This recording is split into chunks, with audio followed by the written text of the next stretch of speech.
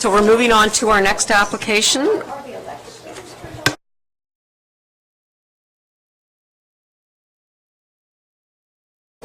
It is Pecuniary,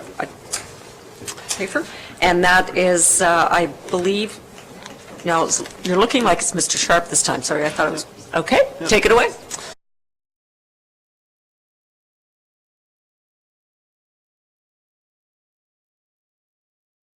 In the name of Pecuniary Muskoka Incorporated. The subject property is known municipally as 1046 Craigie Lee Road, Unit Number 10. I would direct committee's attention to the submitted site plans and draft bylaw on pages 86 through 90 of the agenda package. The purpose and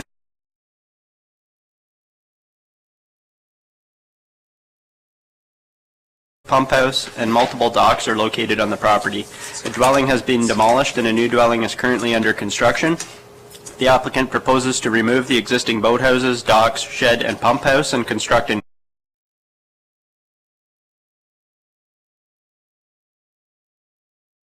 coverage on a Category 1 lake, being Lake Joseph, within 200 feet from the high water mark is 10%.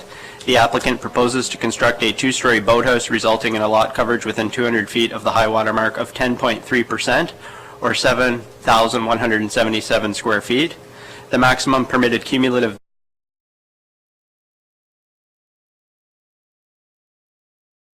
feet with 434.5 feet of lot frontage. A maximum dock width of 75 feet is permitted. The applicant proposes to construct two docks with a cumulative width of 90 feet or 20.7%. Please note that the existing cumulative dock width is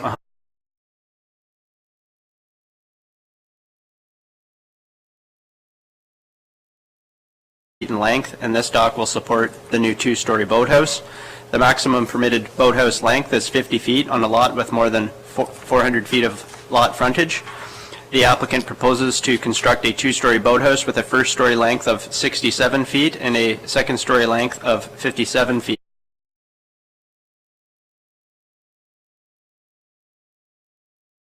Permitting a lot coverage of 10.3% within 200 feet from the high water mark, of permitting a cumulative dock width of 90 feet, of permitting a first-story boathouse length of 67 feet, and of permitting a second-story boathouse length of 57 feet. Notice of this public hearing under the Planning Act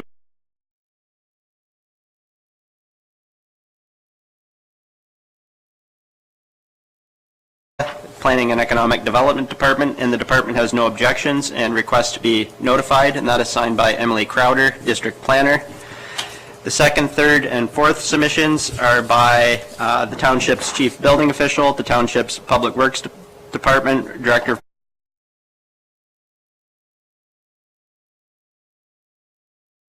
the Emergency Services Department. Those departments do not have objections. The fifth submission is by Jason and Richard Savaslian, who are immediate neighbors to the south.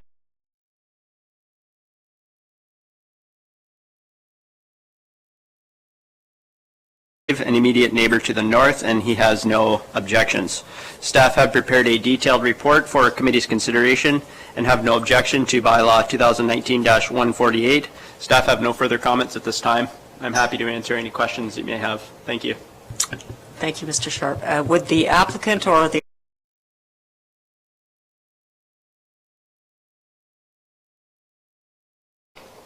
Good morning, Chair, members of committee and staff. My name is Stefan Szczerbak, Planscape, 104 Kimberley Avenue in Bracebridge.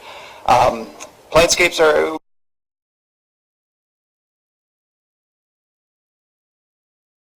committee today, and I'm in support of their extensive policy review and the recommendations to support the application in front of the committee today.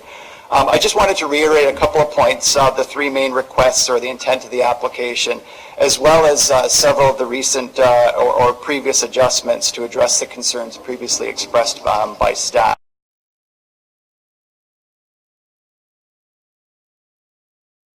Proposal. Obviously, the first request is to demolish the, I'm going to say, four structures on the property, being the boathouse and the canoe house at the far end.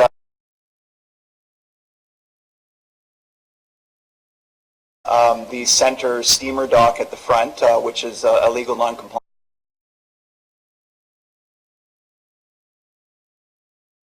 a second boathouse on the far side of the building. The applicants are looking to consolidate the structures into one new two-story structure that fully complies with every aspect of the bylaw, save and except for a very small portion of the structure that extends out into the water. And on the next slide,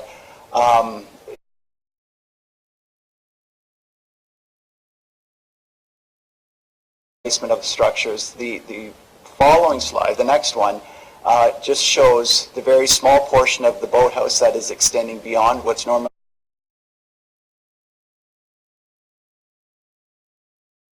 is within the setbacks out into the water. Based on the discussion previously, water depths were taken. Clearly, there is an issue with water depths in this area. And the main reason for putting this boathouse in this location, and sorry if I could just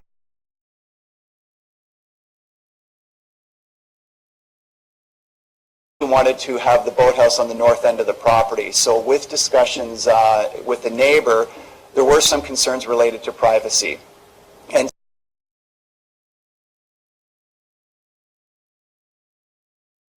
print of the two canoe house and the boathouse, place it in the same general footprint. And excuse me, and obviously because there are some issues with water depths, there is again the request to extend a small portion of the structure further out into the water.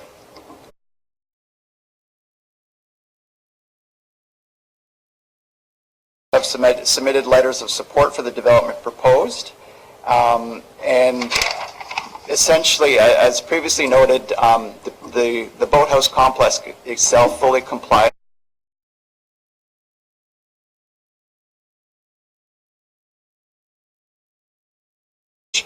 within the first 60 meters of the property. As noted in the staff report, the applicant received a site plan approval for the dwelling that again fully complies with every aspect of the zoning bylaw. The initial submissions, the initial proposals were to request a lot coverage of 11%.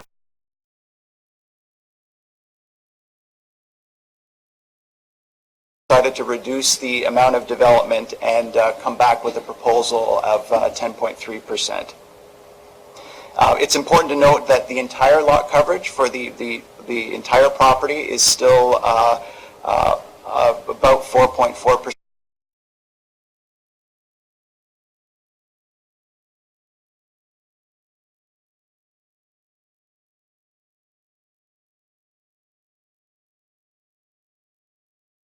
Shoreline dock width of 103 feet. The application was originally submitted to reduce it by 7 feet. Again, to address some of the concerns previously expressed by staff, the applicant decided to remove a third dock structure from the mix, so that we're now down to 90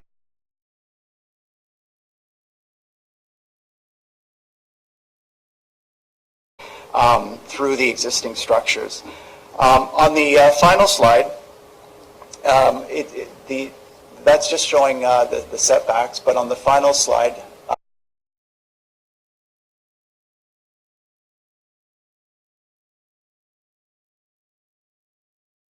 the shoreline is a number of boathouse structures and a number of docks. Again, what was on the bottom slide is showing the final product or rendering of one main dock that has been reduced to comply with the bylaw. Actually, it's even further.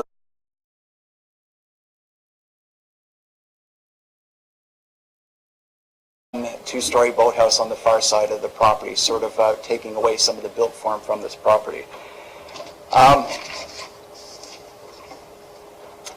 I concur with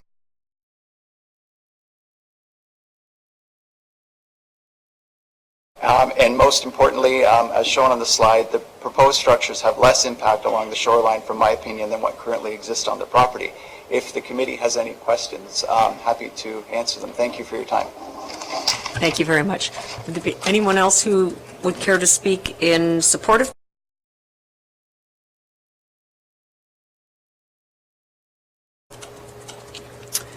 Then I will turn to committee and councillors. Any questions, any comments? Councillor Nishikawa? Thank you.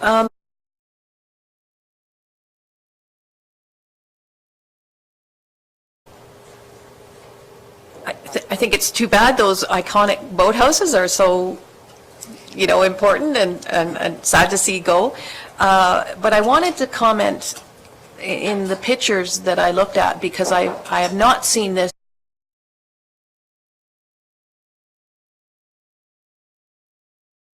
is the protection fencing put up, stopping the erosion of the construction site into the lake.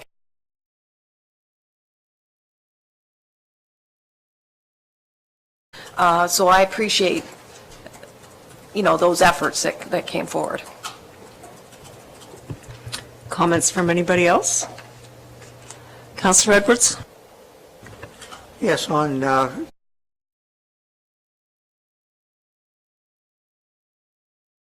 after. The steamer dock was L-shaped. This one here is straight.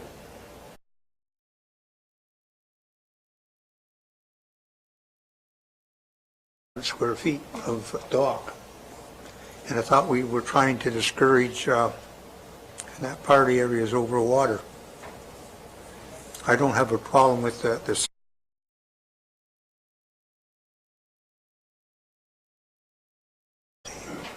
Okay, would you like to respond to that, Steph?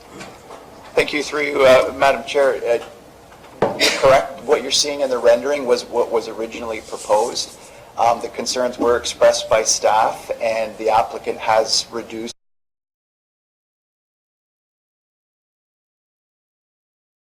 the structure itself is out to 60 feet by 25. 60 feet, yeah, just small corners at 60 feet. The majority of the dock is at the 50-foot level or back, so it was reduced.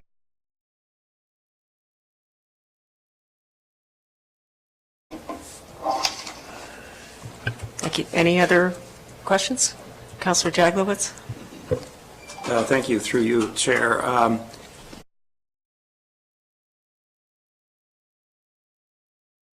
One boathouse, maybe a little larger, that would fit within the width.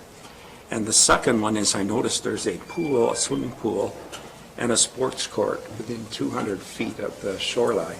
And as you know, we're attempting to move those back behind the 200. This would be grand.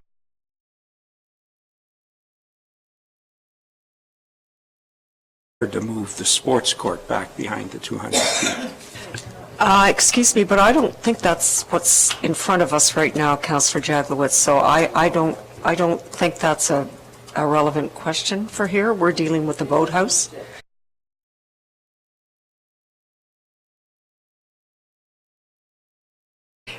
Anybody else? Okay, I'm going to read the motion then. Moved by Councillor Roberts, seconded by Councillor Edwards.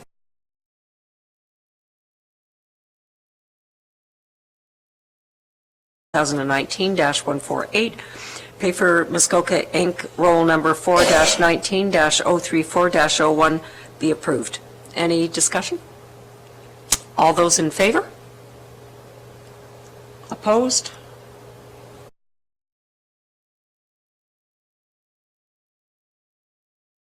Sorry, obviously I didn't understand what was in front of us, so I don't know how I can vote on it. So it's okay, Frank, it's not a life and death situation on this one. Okay.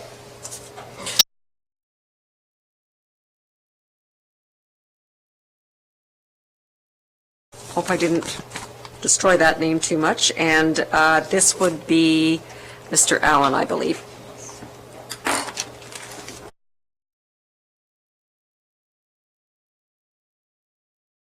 Bylaw 2019-120 in the name of Ushishin. The lands are known municipally as Unit 22, 1059 Big Joe Road, and are presently in the ownership of Gloria Ushishin. A dwelling, garage, two-story boathouse with sleeping cabin above, a boat lift with frame cover and docks are located on the property. The applicant has constructed a dock not in compliance with the zoning bylaw and is proposing to recognize in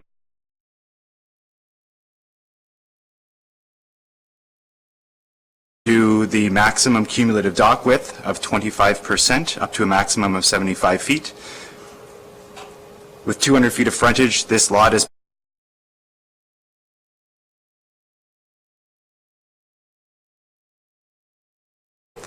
the purpose of this bylaw is also to recognize the side yard setback of the dock that was constructed in non-compliance with the bylaw.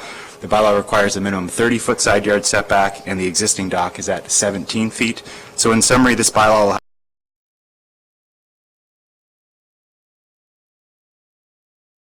and permitting a dock with a side yard setback of 17 feet. We received a number of submissions related to this application, and while I'm reading those, I direct your attention to page 117 of the agenda package for the site plan drawing that shows the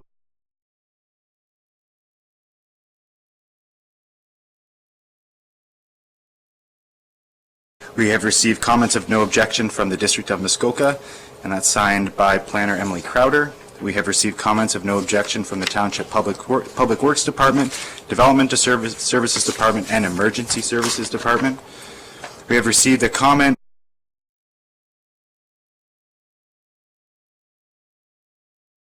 property owners to the east. They have 2 lots that are bisected by a road allowance. They have had an opportunity to discuss the proposal with the Ushishans. They are against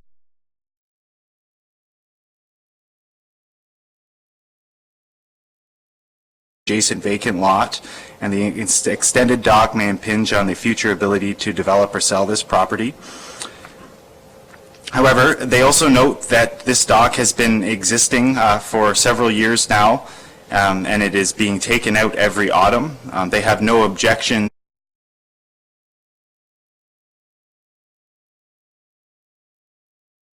to consider and would support an agreement between the township and the Ushishans that would permit the continued use of the temporary floating dock, but they do not want to see a rezoning of this property to permit a larger, closer, and potentially permanent dock, and that's what they take exception to.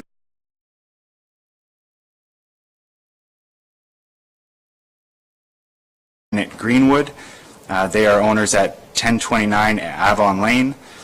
They have a direct view of this cottage, and including the dock, and they are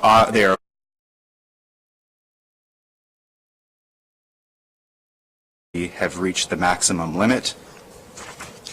We have received a letter of objection from Kevin Dale at also in Avon Bay. He notes that the proposed increased dock width is a 56% increase above the permitted.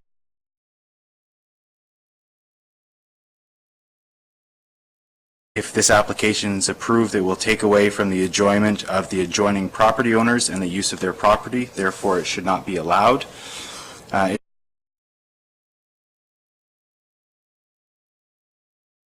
It's busy with lots of boat traffic, and they do not support more docking and therefore more boats entering this bay, as it will negatively impact the enjoyment of our property.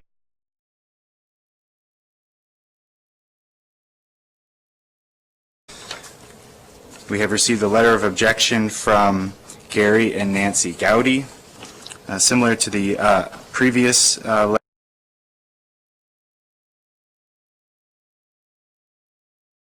they note that these docks have been in place for 2 past summers, and they understand that the owner has been directed to remove them, but they have been since reinstalled. There's concerns about the precedents related to the reduced setbacks, and specifically that property owners should comply with the requirements.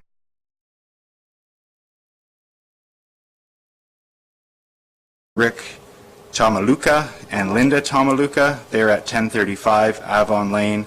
They're in full support of this application, as this dock does not cause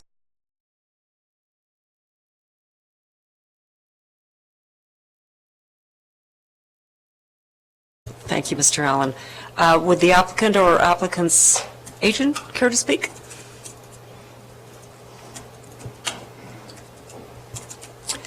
Thank you. Just give us your name and address, please. Hi, my name is Mark Usishin. I'm the husband of Gloria Usishin.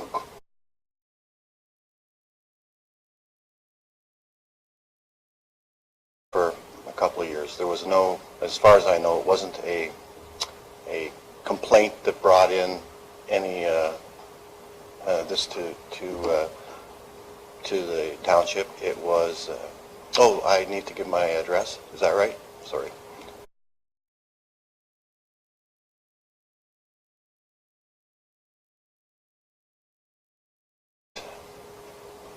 They're floating. I have 4 kids. I have one that does the paper route for Lake Joe, and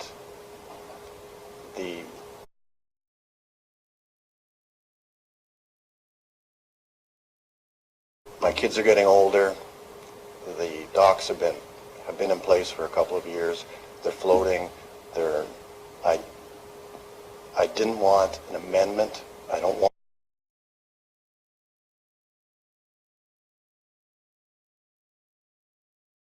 no mechanism to have something temporary, and so I've put in for an amendment. I'd be happy if you give me the amendment. I'm not necessarily looking for an amendment.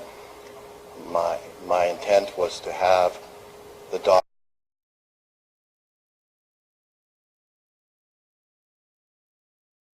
they're in for July and August, and that's it. Okay, so could I ask you about one of the letters that came in? Were you asked to remove the?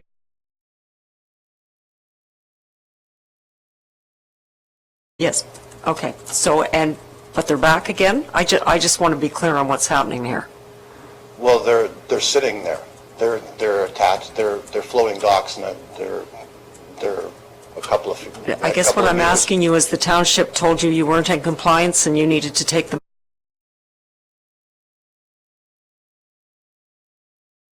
That's what they said. Okay. So that's why I'm here, to try and be in compliance. Right. Okay. A temporary, I'm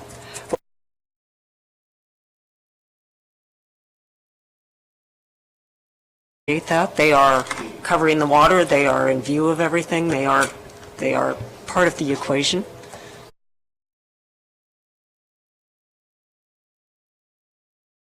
Anything else you'd like to add? no. Okay, thank you. Anyone else here who would like to speak in favor of this? Anyone who would like to speak in opposition to this? Okay, councillors, may I?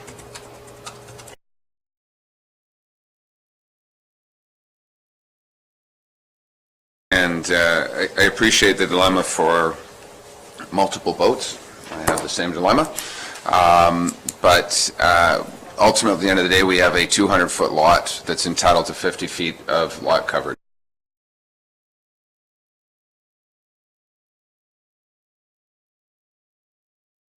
Only 17 feet from that property line, which again is yet another. So that lot may get built on, and what happens when that person wants to overbuild their docks? I guess my solution is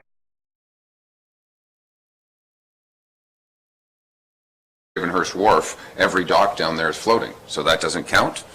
So unfortunately, a floating dock and a fixed dock are the same. As of right, your 2 docks could be extended out an additional 12 feet.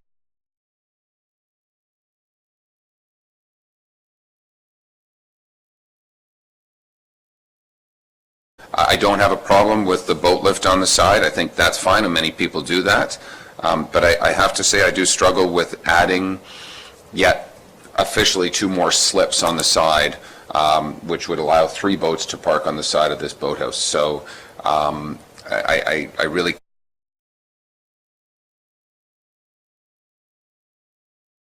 66 feet. I think that's probably a better way to go, and if you needed a couple foot exemption on that, I might consider that, and I think the neighbors might like that potentially better. So I can't support this as it is.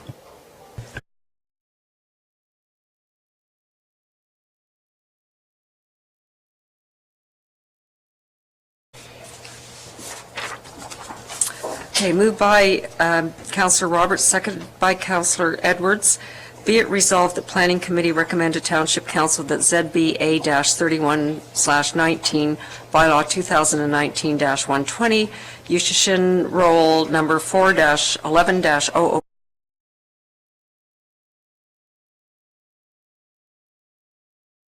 Those opposed? That is defeated.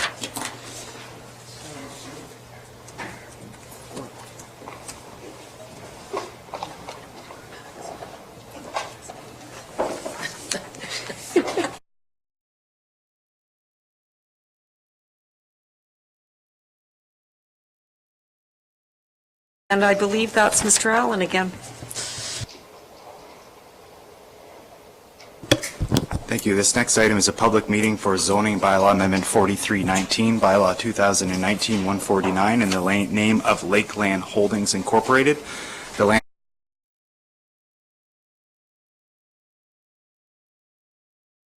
is presently located on the lot, and the applicant proposes to construct an enlarged building to be used for window and door assembly and warehousing. The purpose of this bylaw is to provide an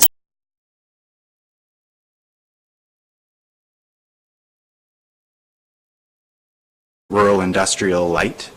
The applicant proposes to recognize the existing 1.1 acres of lot area and 230 feet of frontage to be the required minimums. The applicant, related to the proposed building, is also proposing a number of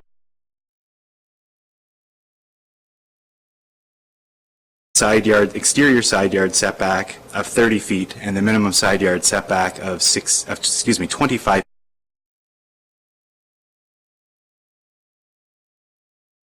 back of 39 feet, an exterior side yard setback of 24.3 feet, a side yard setback from an unopened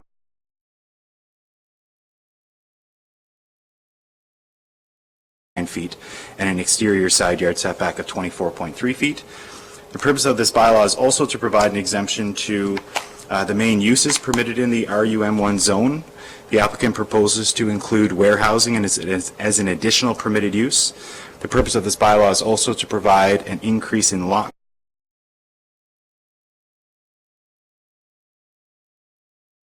percent, 7,200 square feet. So in summary, this bylaw will have the effect of recognizing the existing lot area and frontage to be the required minimums, permitting a building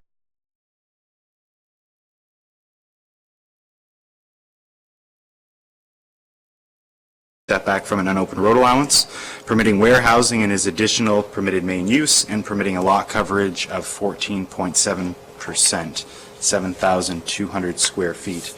We've received several pieces of correspondence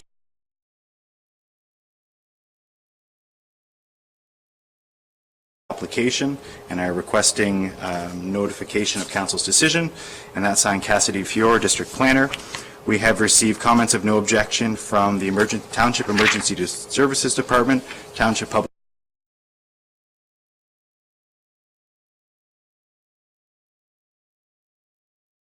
from Steve Ballatoni, who is the residing neighboring property owner to the east. Mr. Bellantoni doesn't specifically raise concerns with the application per se, but does offer some recommendations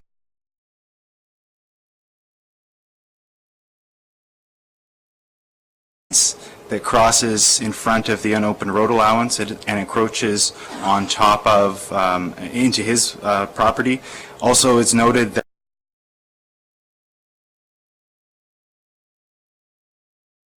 edge of the property and passes through a portion of the unopened road allowance on top of an embankment.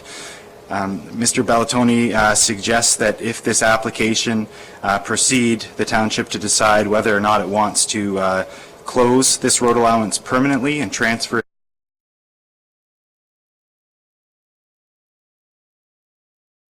some garbage or some refuse located on the side of an embankment which runs along the side of this property and a portion of the unopened road allowance. And by refuse refers to large appliances.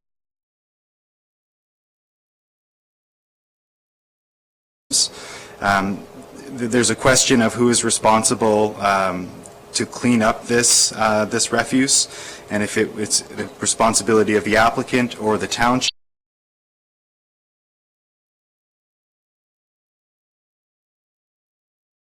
Had an opportunity to discuss his recommendations with the owner and the applicant, and specifically the applicant has agreed to remove the fencing that's encroaching, as well as cleaning up any refuse or garbage that the township does.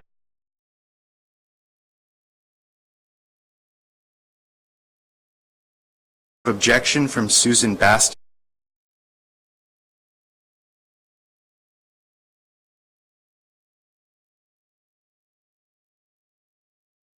Size of the lot, from 2 acre minimum to the 1.1 acre proposed is a significant difference and not minor. As well, the similar comments have been made to the frontage, where 300 feet is required and 230.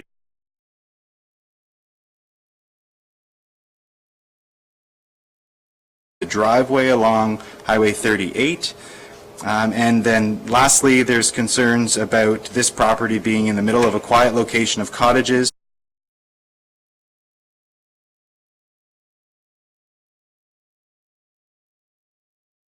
The presence of a new high-density manufacturing operation in Muskoka Lakes should not be supported.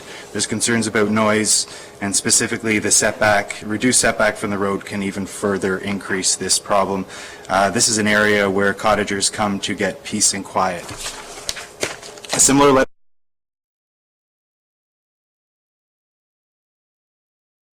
to Bala, similar concerns are related, are conveyed related to the lot size reduction and the frontage reductions.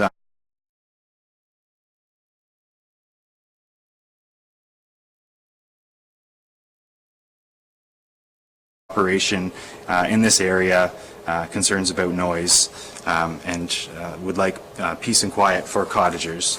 We have received a letter of objection from Barb McMurdy at 1015 Center Ave. They have a cottage on the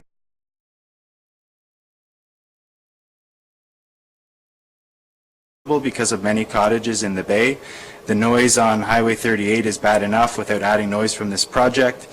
They note they bought their property 20 years ago to get away from the hustle and bustle of the city, and this proposal will bring the city close to us. It's finally noted that their property is more than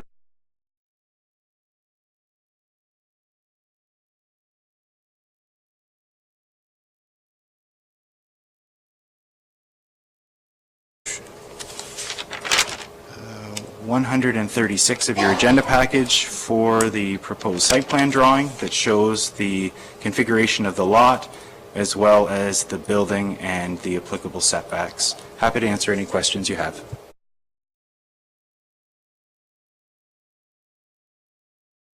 To speak to this, please come forward. Madam Chair, staff, councillors, my name is Ken.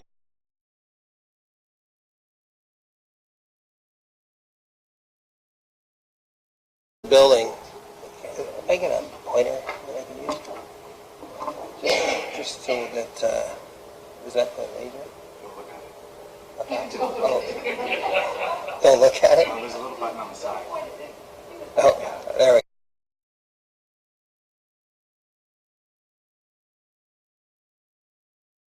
There now. It's not a pretty sight.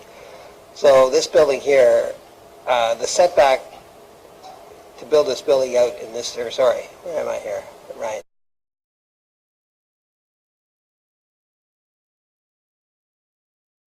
This building here, in order to stick with the setback, we would have to build the building, it would have to take a jog. We could, the existing buildings here, so we could follow these lines, but we would have to take a jog this way and then out.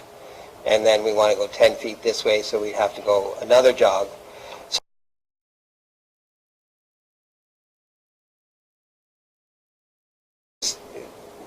So this line here, really what we're asking for is it to be extended out this way, and this one 10 feet that way.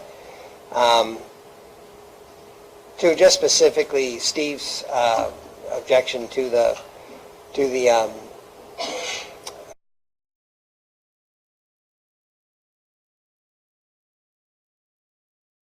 as you mentioned, I told him I'd remove that. And that there is some stuff here. This is an old boat storage, and there is a couple of old boats back there, and I told him that if even at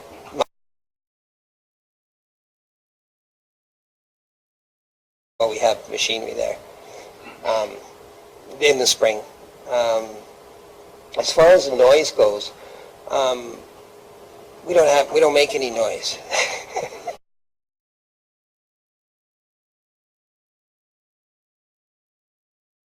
For sure, yeah, as a cottager, but the reality of it is the actual function of that building is you're They're as quiet as church mice, really.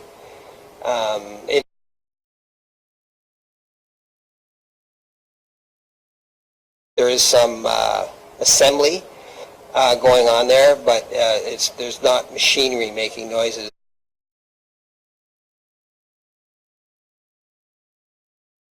Limited, like it's less than 1% of our business. The reason is just to, historically, quickly, you knew that we had applied for an application in town, and we're trying to shoehorn this building into our existing location in Bala, and it was just decided it was really going to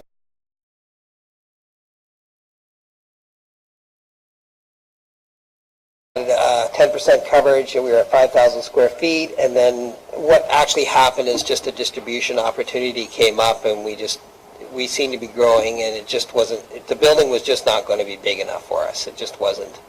And we feel strong. We've looked all over for properties.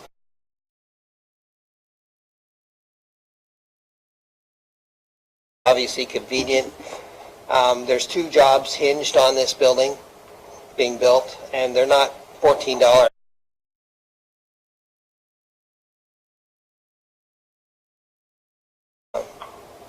So we would go from 7 to 9 employees in 4 short years. So anyways, it also, I think that this building for long term will suit our needs. I don't think that we'll have to amend anything or build something else, or it's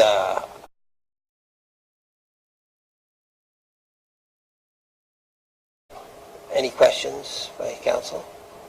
Well, I'm going to let chance for other people to speak, but you may well be back up here. Okay. Anyone else?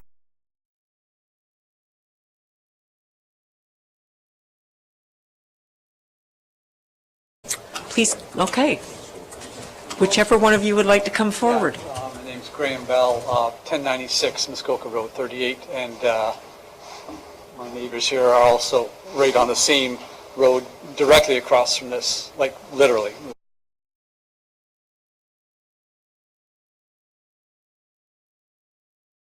This is a manufacturing. Are there going to be chemicals stored? Are there adhesives? Are we going to have smells? We don't know. We don't know. I mean, I don't know anything about window.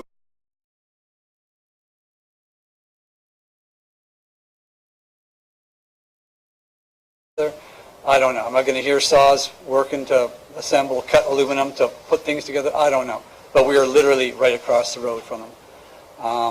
And again, I don't know the process, so we're just here more or less to get clarity, and that's my point.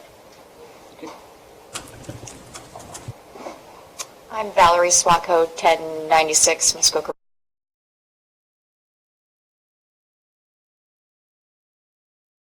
Reduce the speed actually on this part of the road to 50 recently, which is great. But being a cottager with a laneway there, it's particularly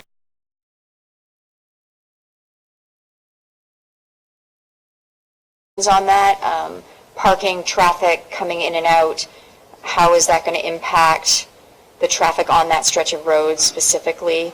I'll just reiterate some of the things that were put in the other objections and what Graham said.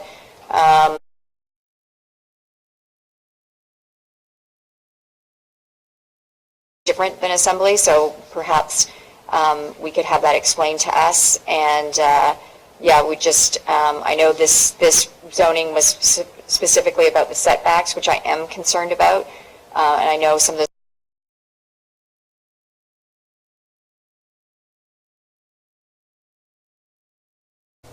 Please come forward. Good morning.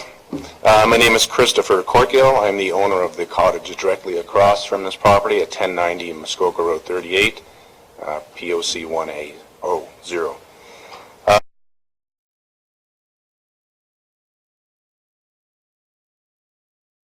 So it was getting very busy on Lake Rosso, so I tried to find somewhere that was a little more quieter, we could get away from the hustle and bustle, and we've been enjoying it quite a bit.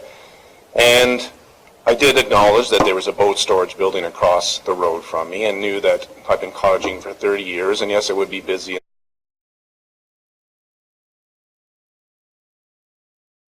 Now with this amendment and these exemptions, I'm worried because the definition of window and door assembly plant to me sounds like a factory. And to have a factory moving in across the road from my family cottage is quite concerning. As you can see, a number of neighbors are concerned about it. I'm very concerned.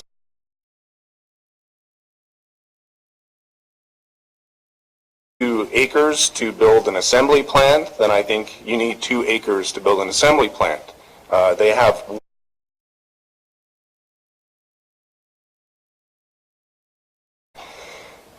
so that's my main concern. The setbacks, obviously another concern. They only have 230 feet frontage. They need 300. So again, another 70 feet they don't have to build this assembly plant that they need.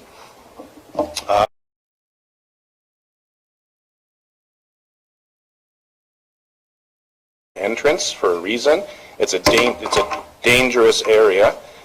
They have reduced the speed limit, so I thank council for that. Whoever did that, it's fantastic because there's a lot of children in the area.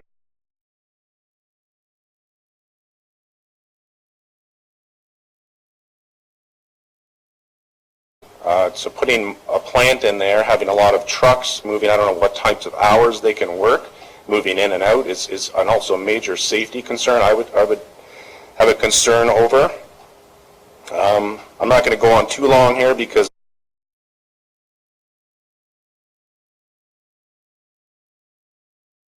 neighbors that have already objected to this. I do have a concern that it really is right across the road from the Moon River.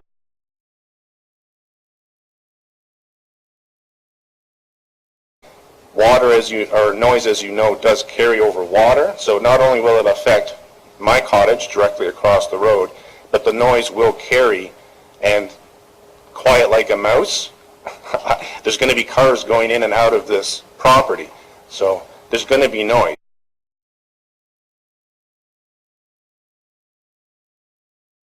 On this bay.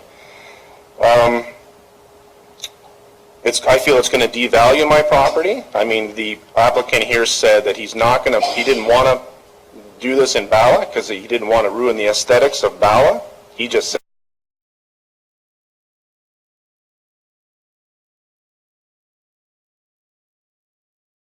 family to have quiet time to enjoy nature. So it's nice that he doesn't want to ruin the aesthetics in Bala, but I don't think I should have to deal with him ruining the aesthetics across the road from my cottage. This is cottage country. It's all cottages. So I'm very concerned about this whole process. So whatever.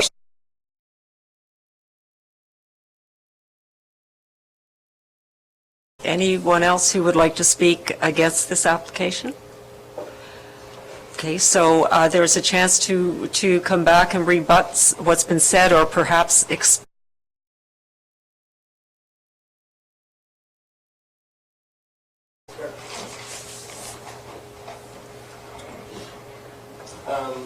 like to know the description of what we're doing there, but it's not a manufacturing plant.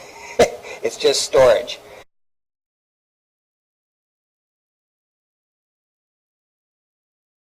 Down by Glen Orchard actually come down 38 to us, so that traffic's already there.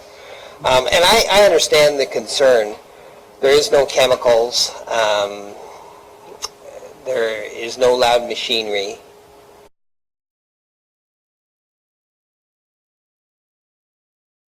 Those of you that have seen it, it's an eyesore the way it is right now, as far as I'm concerned. The lot's flat. It'll never be appropriate to build a residential building there to look decent. Also, along the road, it is 50.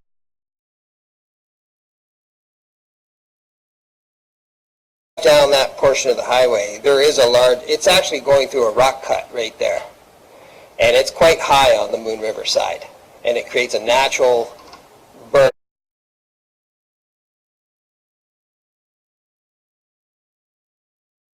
In fact, I haven't actually, from driving down the highway myself, even in the fall, even recognized the river to see it myself. So, and if anybody cared to take a drive down there, they'd to know that you can't really see.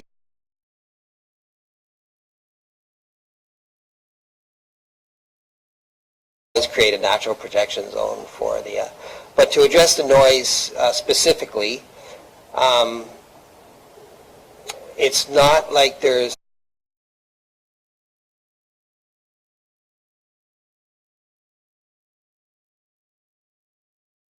standard vehicles. We only have one 450 series truck, which is just an oversized pickup truck, really is what it is, with a box on it. So, I mean, they are vehicles. We're out there.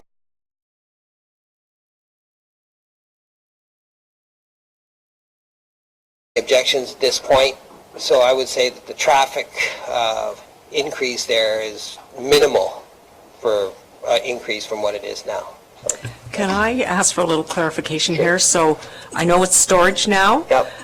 but what is going to change? I think that's the question.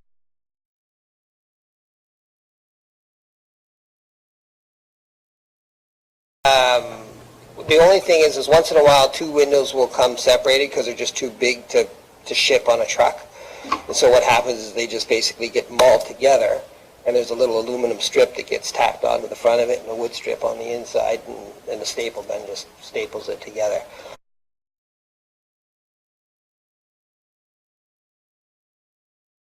Once a month, maybe twice a month. So you're basically just warehousing still? Pretty much. There is going to be offices there.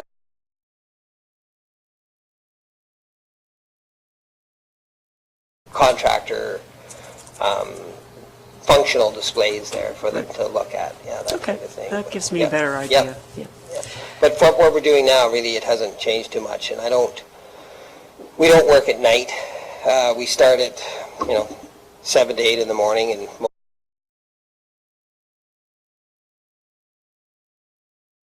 Thank you very much. Council, committee, Councillor Nishikawa? Thank you. I was excited.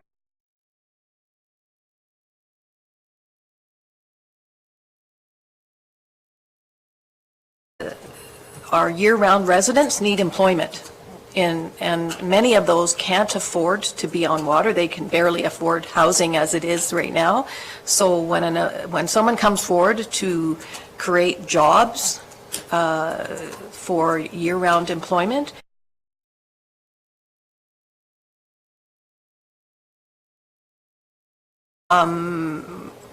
our experience with this particular applicant in how they've redesigned the property off of 169 and Maple has been a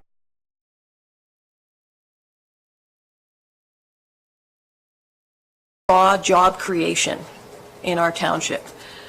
Again, those are very important things. I'm aware of the garbage that has been there that I know of for 30 years. It's great that some of that is going to be cleaned up. I don't see this as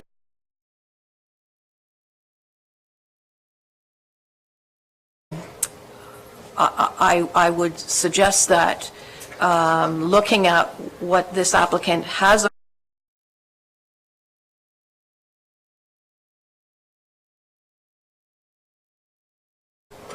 Milford Bay and Port Carling was not a concern.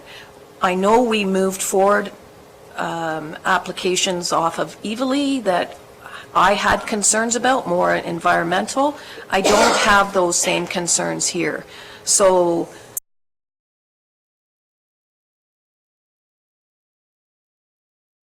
because we need year-round employment, and all examples have shown the quality that this applicant has brought forward.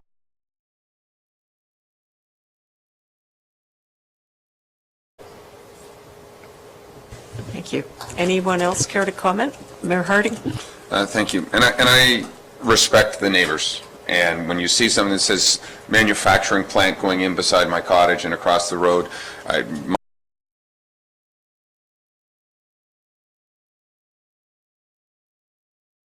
though, this is zoned right now to be operated as a marina, not just storage. So if you've ever been around a marina, especially a dry land marina, that decide to fog boats or work on boats and start them out of the water on a set of muffs, That's significant.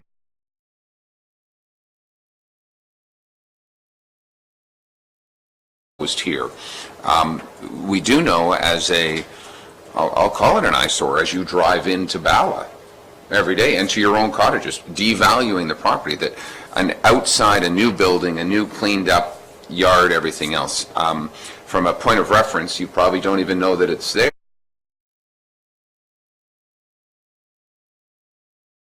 Road and Highway 118, when you come in, Muskoka Lumber has built a window contractor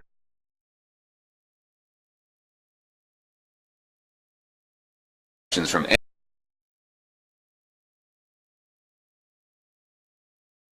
I'm in support of this because I think it's good for the area. I think it's better for your property to clean up this. Is there an opportunity, again, the setbacks because of the road allowance, because of everything else, we're talking about a foot here and there. I think we're a little bit more minor. But is there an opportunity to do some increased plantings?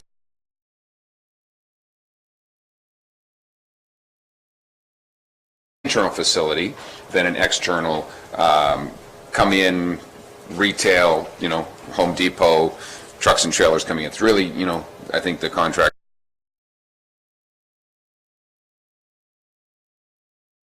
public come on in and buy a bunch of windows and doors. So, Mr. Allen, I'm not sure if you want to answer that or not, through you, Yes, Madam Chair. Mr. Allen? Thank you, through you. I'll remind the committee that on November 5th of last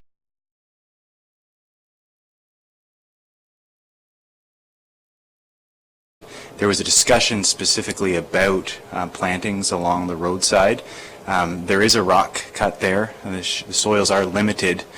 There also is a bit of a pathway, as you'll see, for truck traffic to work its way around the building.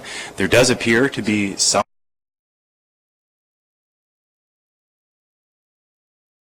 in November decided not to ask for additional plantings along the roadside. An amending site plan agreement will be required for the enlarged building to amend this previous approval granted in November. That amending agreement could include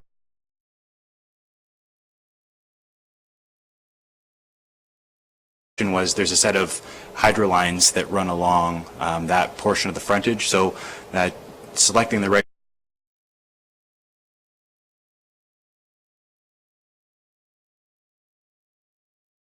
Thank you, Mr. Allen. Councillor Nishikawa? One more. Could I ask, through you to Derek, sorry, to the CAO, or whomever, could the cleanup of the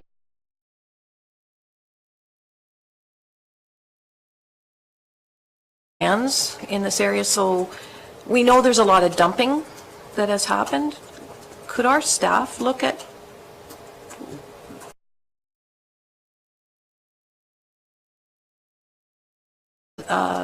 the first person that wrote in mentioned a number of issues, but in fact they relate to ongoing issues that don't relate specifically to this property. It was just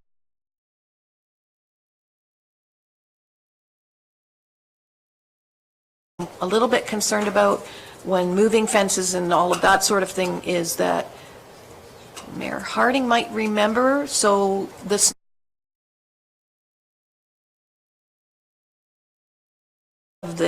the look at what we're moving around, and I'm not even sure if the applicant knows anything about that, but it is just one of the concerns because of, as I say, some of the dumping and things, and I just think our township could maybe look at it separately from the application. Well, we're not exactly on topic, I don't think, at this point, but would you like to quickly?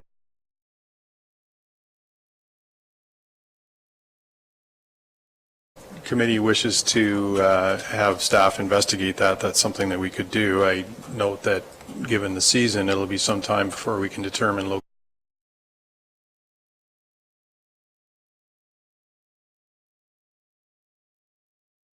Should committee wish to provide that direction to staff. Thank you. Is committee interested in that?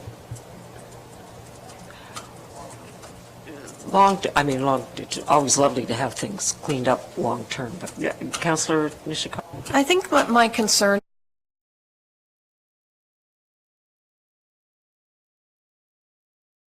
that we respond to it in some fashion, and have either a plan or not a plan, but I don't want to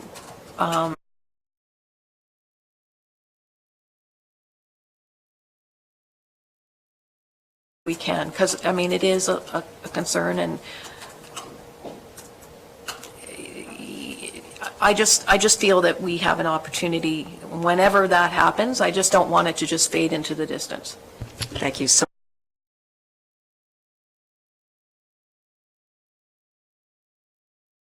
at the appropriate time, maybe in the spring, whatever, just to talk about that? Okay. Anyone else? Okay, I'm going to read this motion then. Oh, sorry, Mr. Pink?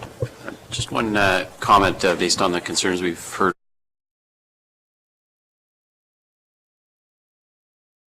Permit light industry and manufacturing currently.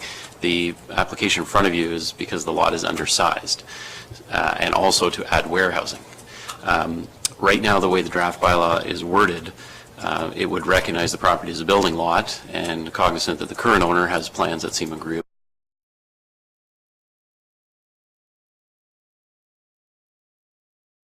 Perhaps committee may wish to consider to address some of the neighbors' concerns, a clear limitation that the development of a window manufacturing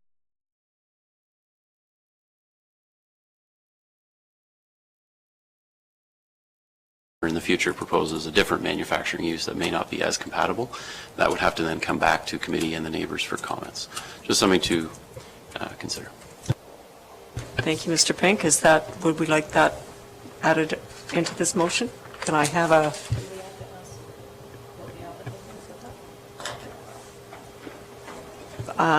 Okay, would the applicant like to respond to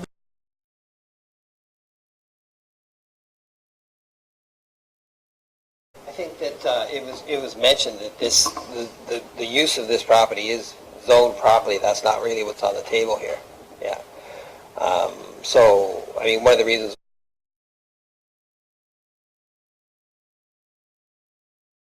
it's kind of counterintuitive to the reason why we bought the lot.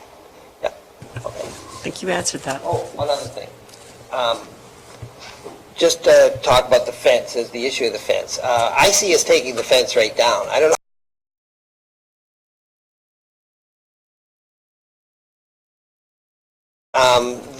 The roadside too, on the south side, on the lot, is natural Muskoka. It's granite and it's got that pine sort of low-lying growth on it, which, I mean, honestly, it's beautiful, really. You wouldn't be able to plant a tree.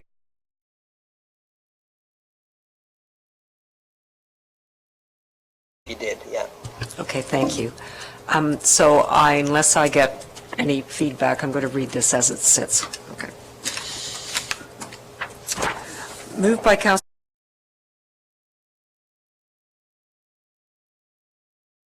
ZBA-43/19, bylaw 2019-149, Lakeland Holdings, Inc., roll number 7-1-00.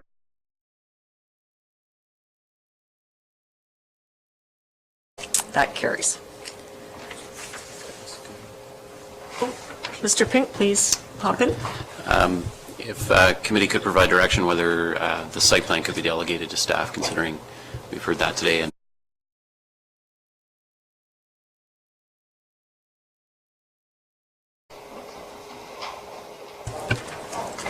Okay, we are now on to our site plans and Port Sandfield Development Company, and I believe, Mr. Allen, you're up again.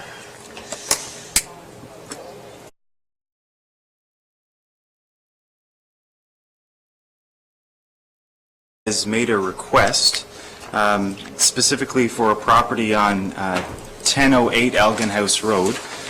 This property is presently used as a boat storage operation in association with a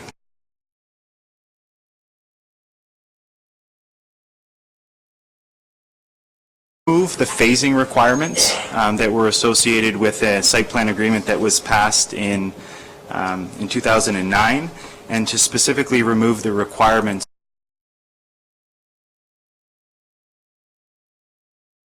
Presently, the agreement requires permits to be obtained within 1 year.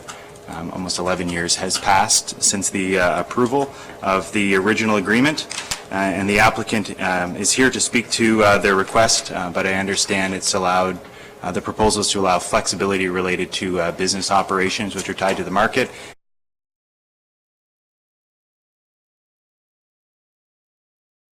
Do include a specific date related to when building permits should be obtained and when development should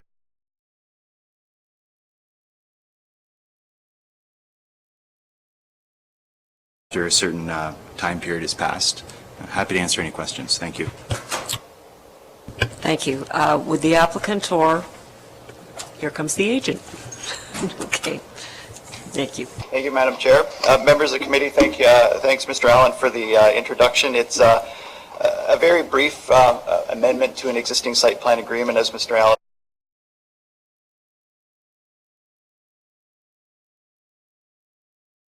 has a son that's looking to take over the business, and obviously the marina has some development plans moving forward for additional boat storage.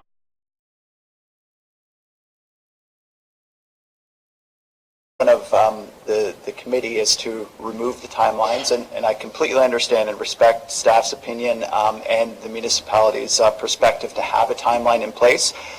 The applicant's okay with it. Obviously, they're looking for some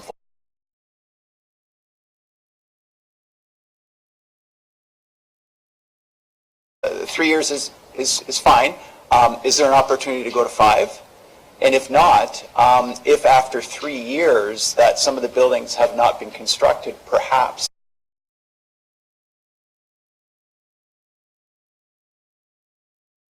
it's just an alternative.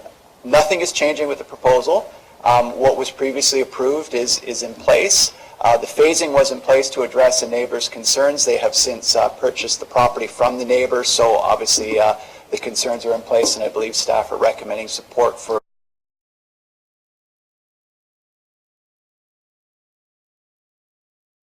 considering moving forward. And again, they have some plans to build some storage, but they're not in a position to do the entire project at this stage. So any additional considerations would be appreciated. Thank you. Okay, thank you. Anyone else?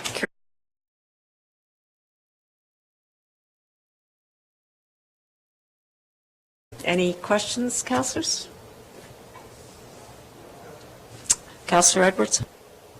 Yes, you mentioned that they bought the neighbor's property, and that I don't see pictures of. Is that the old?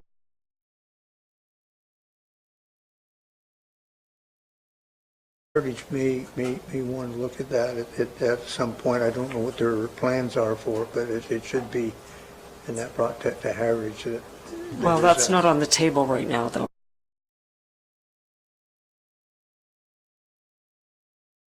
This is one of the things we'll mention in the Heritage. Okay. So, Councillor Nishikawa? I just wanted to comment on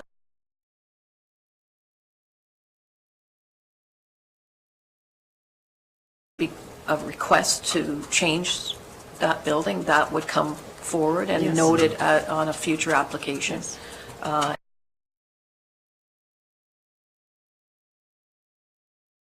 Okay. Any more discussion? Okay, I'm going to read this then.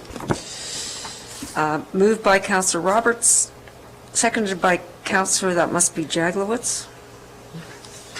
Must be.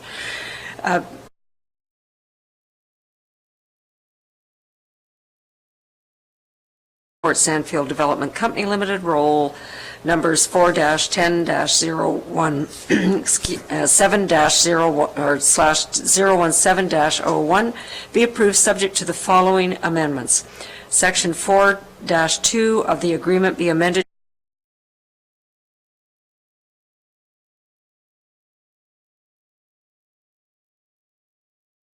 require the development to be completed within 3 years from the registered date of the amending agreement. And 3, the agreement be updated to be consistent with present-day commercial agreements. This approval will expire on February 12th, 2021, unless the corresponding site plan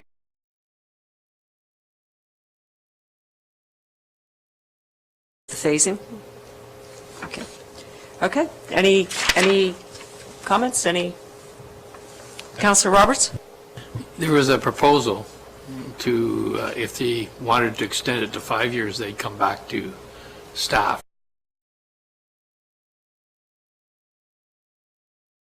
So David? Yeah, please.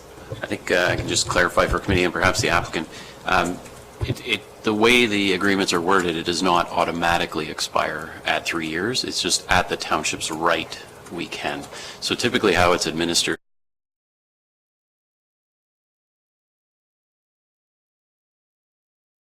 and require you to go through it and make that call on a case-by-case basis. So you don't have to come back in 3 years. We will just monitor it and hopefully you proceed in an efficient fashion.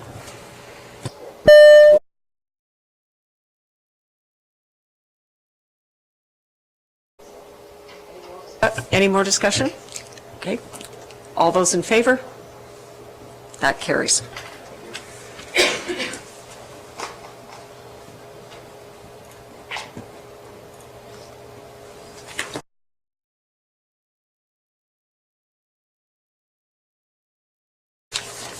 All right, so next on our agenda is the report from the Director of Development Services.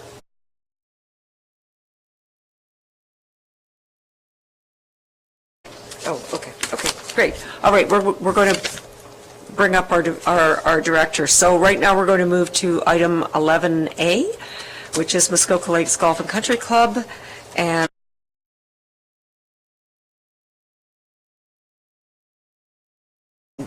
Vice Chair Councillor Jaglowitz is going to take over.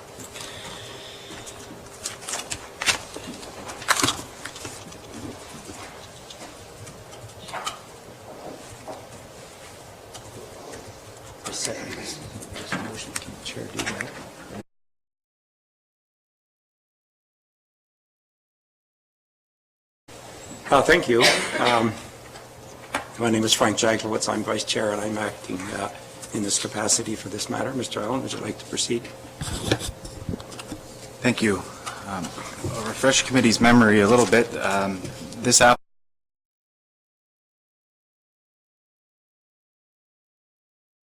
June 14th of last year, there was a proposal for a zoning bylaw amendment at 1078 Shamrock Road.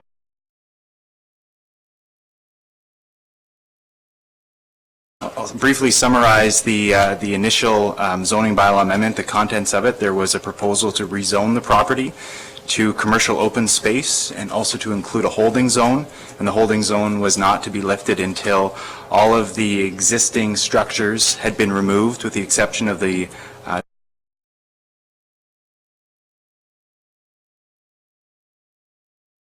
There was a proposal to recognize the existing lot area and frontages to be the required minimums. There was a proposal to limit the range of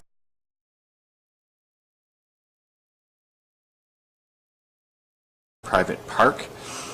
There was also included a component to recognize the golf course on the abutting lands to be considered a golf course on the subject lands.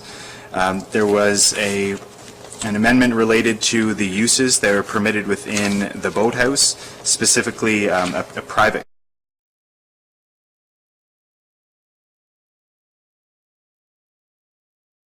included several amendments to recognize the existing dock and boathouse width, length, and setbacks. There was a proposal to limit the lot coverage to 10% on this lot, and specifically setbacks on land.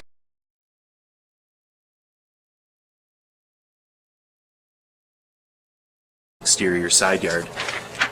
We had received several comments of concern from neighboring property owners, including Shamrock Lodge. The concerns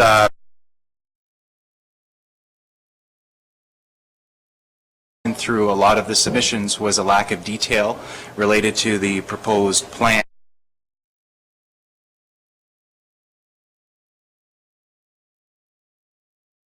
To defer this application to allow the applicant to speak with the neighboring property owners to see if they could address some of their concerns, and for a revised, more detailed plan to be provided.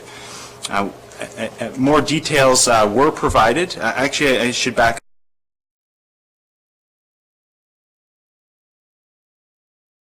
and planning staff. The mayor was in attendance, as well as Shamrock Lodge and some area property owners. It was a lengthy meeting, and we discussed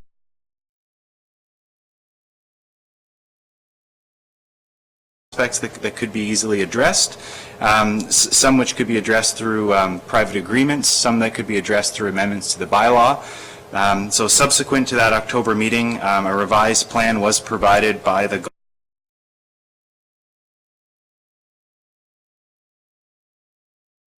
additional detail provided related to the proposed building envelope of the new building on land, and there's a proposal to maintain that existing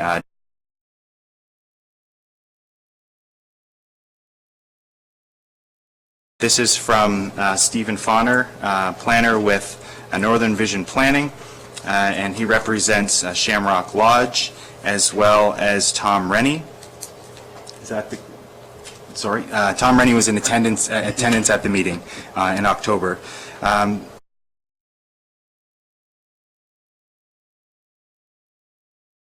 Since the original public meeting, and appreciated the opportunity to discuss with the applicant in October, but there's still a significant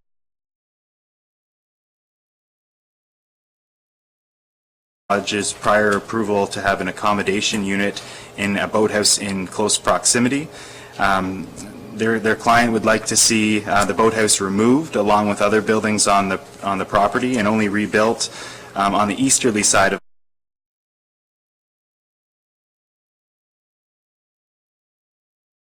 and I think that specifically Mr. Fahner raises that the client has other issues that can be addressed through a detailed agreement. There's concerns about a commercial kitchen,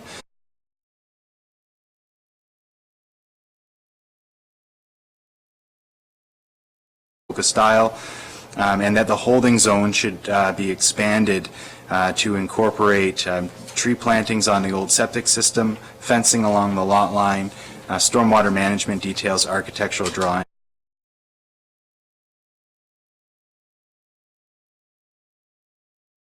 Prepared to make a presentation on behalf of his clients. Thank you. Thank you. Mr. Fahner is a delegate. He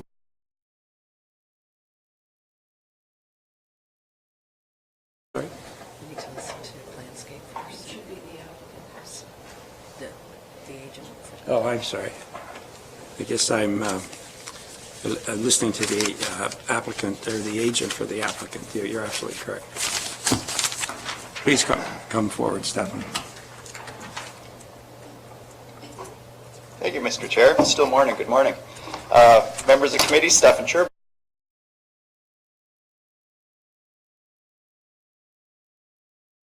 The planners representing the Muskoka Lakes Golf and Country Club, and in the audience today is Mr. Tom Rennie. He is a board representative from the golf course.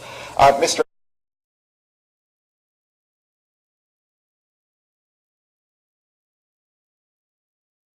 His summary, staff have correctly summarized the discussions of that meeting, and again, thanks to the municipality for hosting that meeting and the mayor and staff in attendance. The plan in front of council, the committee today, directly reflects, in my mind, the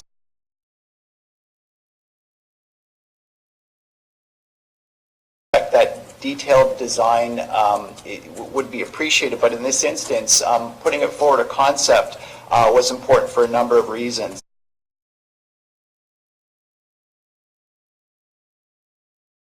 The closure of that shore road, the road allowance on the right side of the page here, and the transfer of that land to the other side.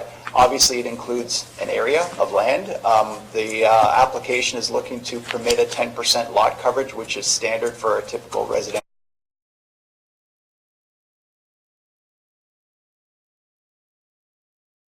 The golf club understands what area are we talking about after removing the size of the boathouse, because that's obviously taken into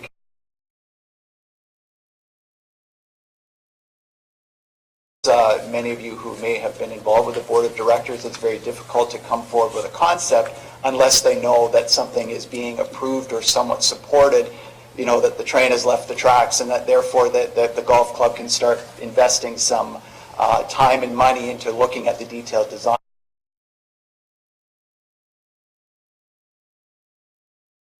Story building that's going to be centrally located on the property behind the boathouse.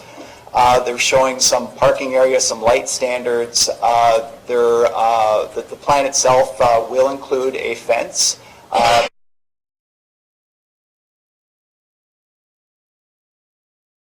Road allowance, so there will be an increased buffer from the neighboring property. That was one of the concerns expressed by Shamrock. And, you know, so there are a level of detail that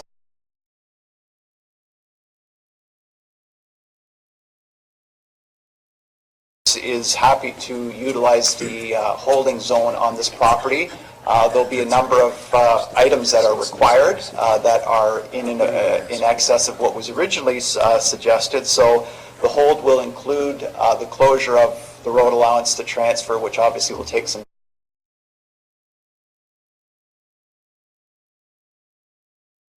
to take a look at the detailed design.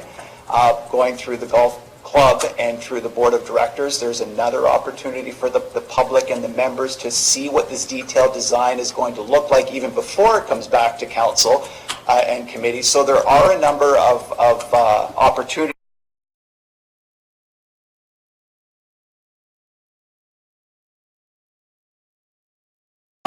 So as the closure of the road allowance can take some time, we would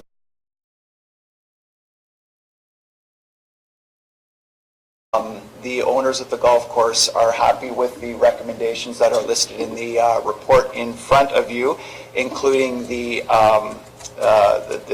habitable component of the boathouse. They're happy to remove that office from the first story of the boathouse, that the private club and the activities associated with that private club can occur on within that structure. That would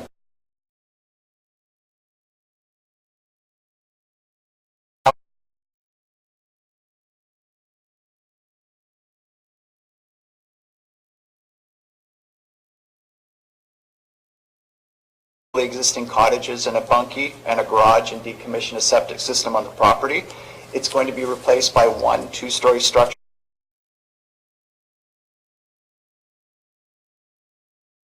Will depend on the lot area transfer, the new lot configuration.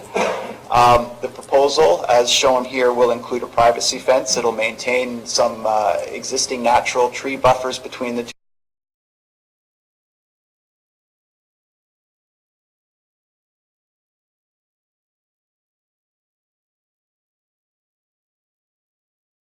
Area has been reduced than what was previously shown to the neighbors, and the parking has been shifted away from that property line. Again, a concern expressed by the neighbors. Other items of interest that obviously can't be included in a zoning bylaw.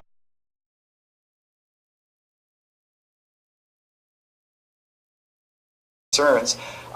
Shamrock did not want the club sailing program relocated to this property, and the golf club had agreed that it will not host that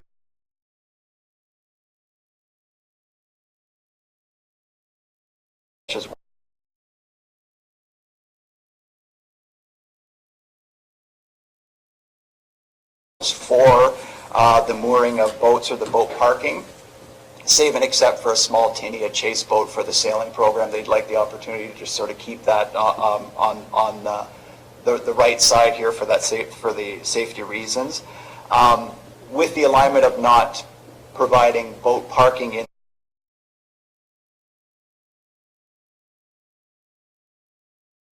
club use, can occur on the existing structure.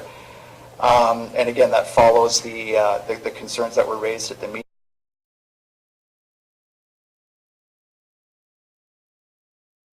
Swimming program, the water depth is so that on the right side of the building that there's appropriate swimming. It's not deep. There can be some swimming for some of the younger future.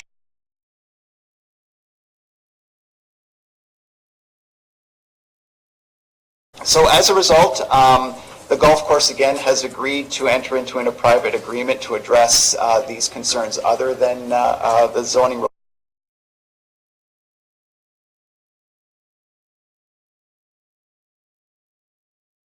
Agreement related to not providing any formal dining facilities, no commercial kitchens, etc. These were several of the concerns raised at that meeting. Finally, and more importantly, to address the concerns about the boathouse, it's important to note that the boathouse is going to be renovated. It is not going to be removed. I think historically the structure has been in place for many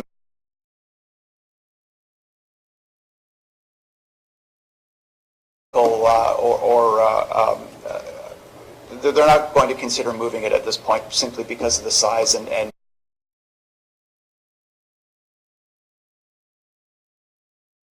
the owners. Again, as mentioned earlier, there will be several opportunities for the neighbors and the public and the council and committee to review the plans as they move forward, but it's important to just at least obtain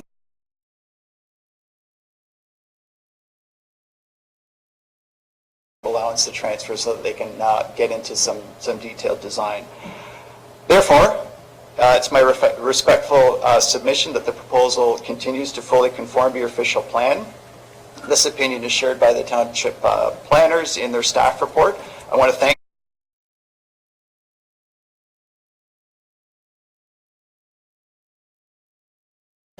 and I'd be happy to answer any questions, and Mr. Wren is also here to answer any questions that the committee has with respect to this. Thank you. Thank you.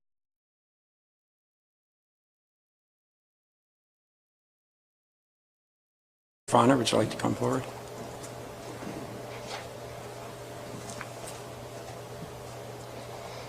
Thank you very much, and yes, it's still morning. Good morning, by about a minute. Steve Fahner, Northern Vision Planning Limited.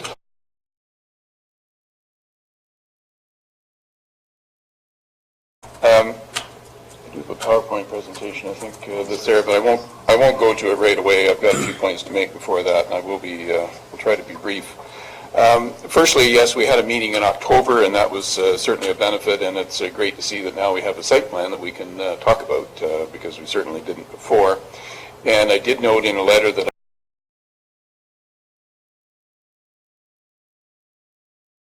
we were happy with a number of things that were done on land, but certainly there still are. That will be a plus for not only the club, but also for my client, Shamrock Lodge. And I should mention that Tim Bryant is present and wants to make a few comments, and his neighbor Eugene as well is here. A couple of things I just want to note prior to looking at, mostly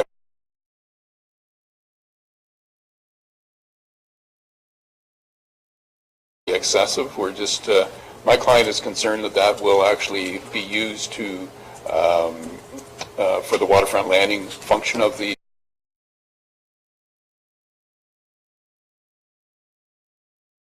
we believe is in excess of what would be required for a children's program. The other is that, and I have spoken to Ryan about this, and he's well aware, there is a note in the file that goes back a number of years that if there was to be any additional boat slips used for boating on this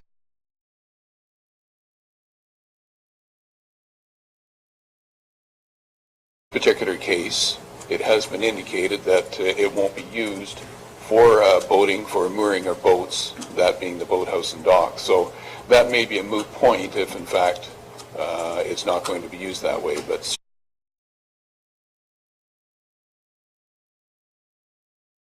should require a boat impact study. The boathouse is still a main concern, certainly for noise and safety. I think one of the things when you're looking at a legal non-complying structure and you're looking at some redevelopment. In my opinion, this would be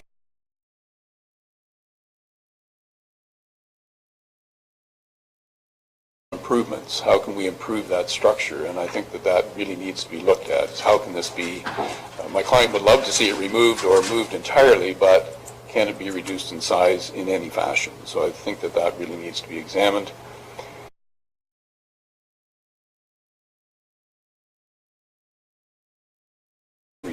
We certainly need to tie down the definition of use of that boathouse, because private club is very broad in the zoning bylaw. We also need to look at prohibition in terms of increase of size of boathouse, no second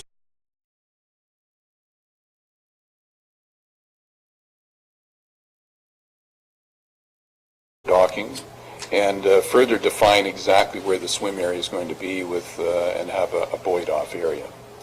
So I do have briefly a PowerPoint presentation. I wanted to point out, and just focusing on the boathouse, the overall size of the boathouse, this is a large structure. Now, I must admit,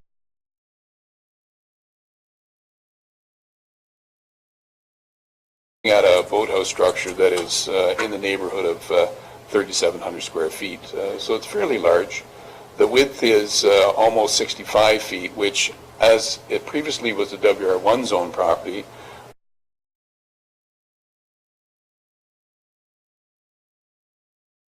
they also have a boathouse on that property, and we're going to be over the maximum width of the 75 feet on this property as well. We also would note, too, that the boathouse extends out 86 feet from the shoreline, where the maximum permitted is 50.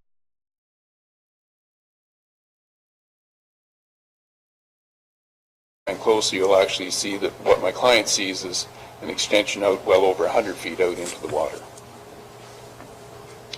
So I've mentioned these before, that currently we've seen no definition of the use of the boathouse or no restriction on the dock. So here's the boathouse itself.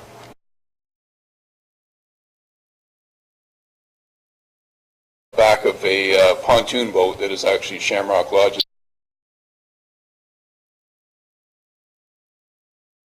So that's the subject boathouse as you see it from the water. So again, it's fairly substantial in size. The width is equivalent to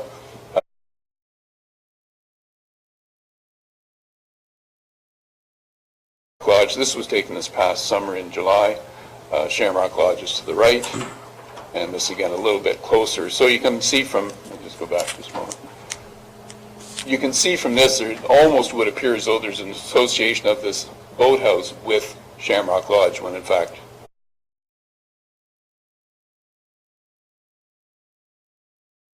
heading over towards the club, and you can see on the left, you can see their boathouse structure that's there. Fairly substantial and attractive boathouse that's there, and the dockage that is in between. There's a significant amount of dockage. We would love to see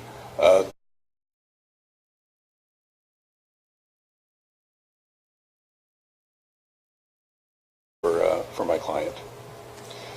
This is on shore. This was taken this past week, and that is the boathouse taken from one of the Shamrock Lodge docks. And there it is again. This is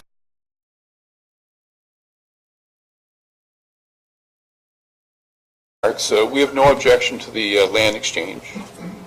We're certainly looking forward to future discussions. That was indicated by Mr. Szczerbak that there would be some more. I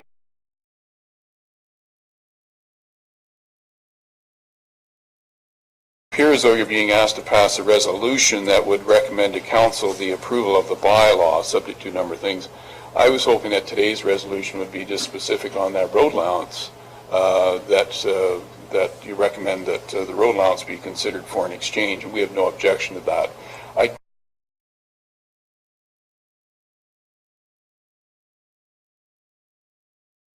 Still are discussions, and I'm hoping they will be positive. And lastly, I just want to request notice of any future meetings. Thank you. Thank you. This is not a public meeting, but I will entertain if there's anyone else in the audience who would like to speak to this.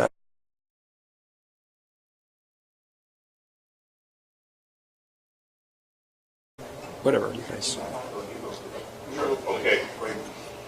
Please state your name and address. Please. Tom Rennie, Tom Rennie from Muskoka Lakes Golf Club on Shamrock Road. Just to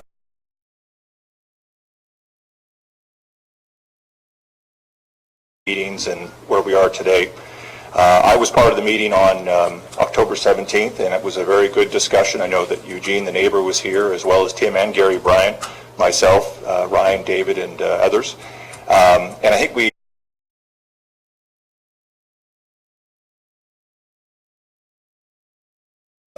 just to talk about, I've heard a lot today about boathouses, and I guess ours is unique because we're not proposing to expand it, unlike others who want to extend or make it larger.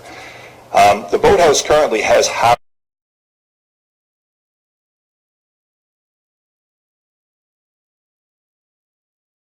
by making the renovations to the boathouse, not expanding it, not making it bigger, not taking it out into the lake and so on, we are making improvements because we're removing the habitable space that exists, which are, I think, 1 or 2 bedrooms that are in that unit currently.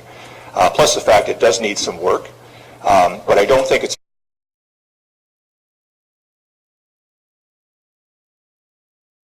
when the club bought the property some years ago, that was certainly one of the attractive features, was an existing boathouse. To renovate is one thing.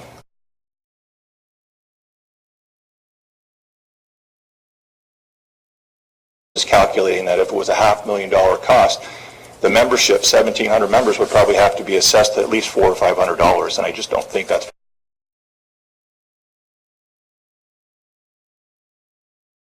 They talked about a lack of information, but what we said was that to accommodate their requests, they had concerns initially about moving the sailing program from the east to the west, and we said early on, no, that's fine, we won't relocate, we'll make improvements to the existing sailing ramps. The other major concern they talked about was boat traffic, and that got brought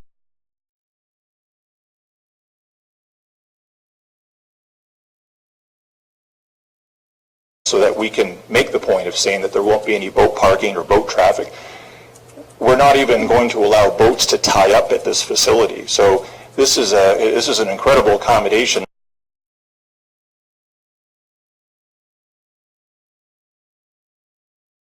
Structure as a storage facility in the off season, and if there's high water in the future, obviously that's a tough thing to control. We're not even going to permit or put in an office because, again, we obviously realize the fact that high water is a potential possibility in the future.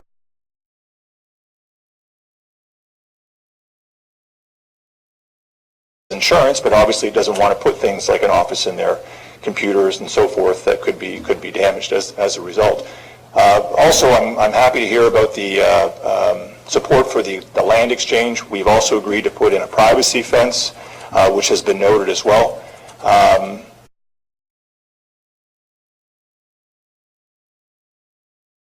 Which, is obviously required for delivery vehicles, potentially a fire truck, that type of thing. But we've certainly done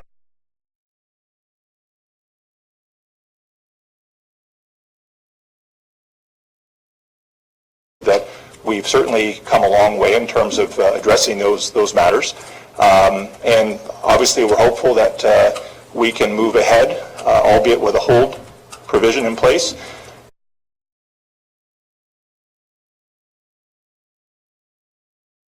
Setbacks that have been noted earlier. So anyway, I'm happy to come back if necessary to answer any questions that you may have. Thank you. Thank you. Is there anyone else?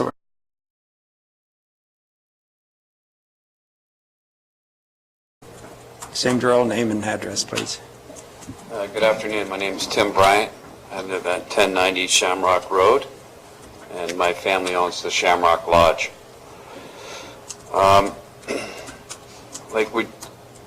I guess I just want to tell you that I've written this out here, and I just like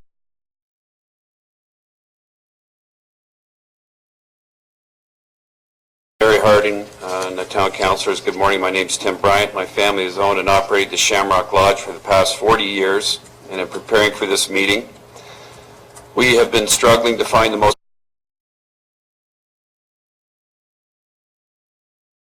property at 1078 Shamrock Road.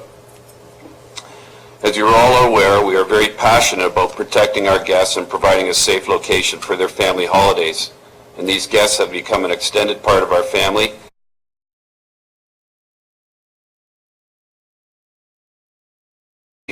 And the words I'm going to share with you now come from just one of those guests who truly embodied the depth of our concern. So my family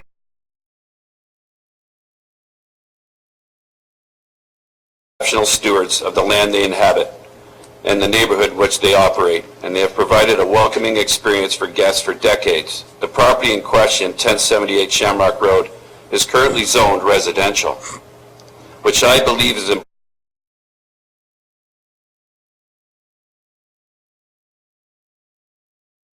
Lakes and all the other cottagers reside.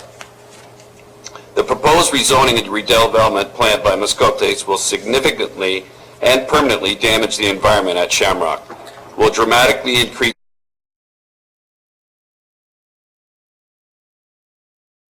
significant safety issues, dramatically increased by boat traffic in a confined area. This is a major safety issue for both not our young guests, but the young members of Muskoka Lakes Golf and Country Club. It's not hard to see that the special character of Shamrock will be dramatically and permanently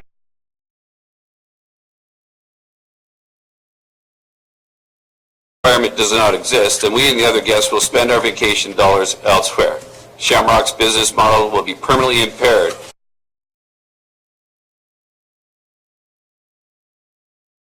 My family share a strong opinion in favor of Shamrock, but it's most important to note that this is not a simple case.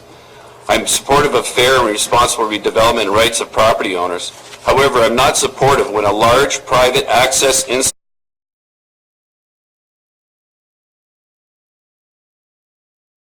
for the benefit of a privileged few. It's important to note that the Muskoka Lakes Golf and Country has an enormous amount of land and waterfront in which they can choose to build the proposed operations, which have much smaller impact on the neighborhood, the waterways, and Shamrock Lodge. This is a terrific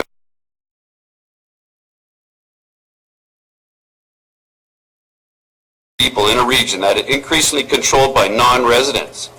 I urge you to support this local family-run business to maintain the environment and neighborhood of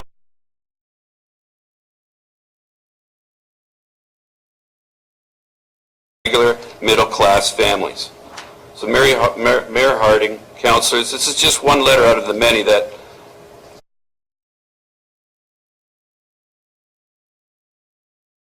Lakes Golf Country would have to lose by not having their junior clubhouse in that location. And I want you to also ask you, what does Shamrock Lodge stand to lose if the private junior clubhouse is permitted immediately adjacent to the waterfront? I know they talked about private agreements.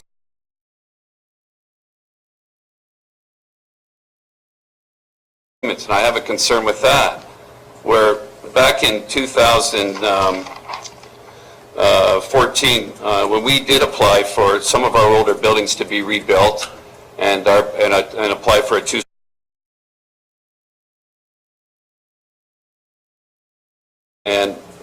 I have a letter here, I just want to read it to you. The Land Use Committee recommended the following resolution to the Board of Directors on August 23rd, 2014.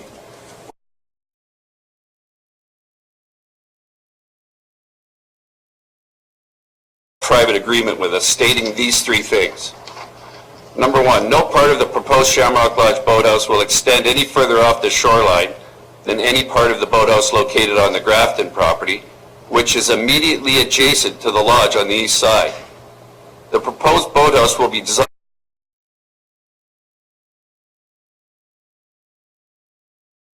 to develop part or parts of all of the Grafton property, include junior programs or any programs that are permitted under open space zone. The lodge will be fully supportive of this redevelopment and associated application to the Township of Muskoka Lakes and or the district. So that was a private agreement they wanted us to go in, which we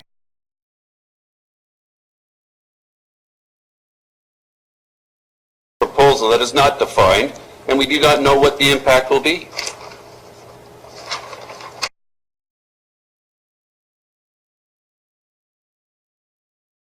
I've got hundreds of people that are still just not in favor, period, of the place being changed from residential to commercial. So we've come a long way by, kind of now agreeing that, okay, you can go commercial, but this boathouse, like, look,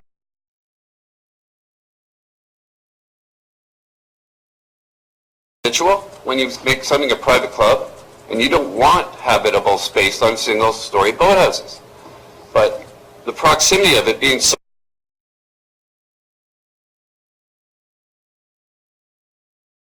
and I'm sure you've got other letters from our guests stating the same thing. So I'm hoping, Council, that you will decide to do the right thing for us, and we don't feel that this boathouse.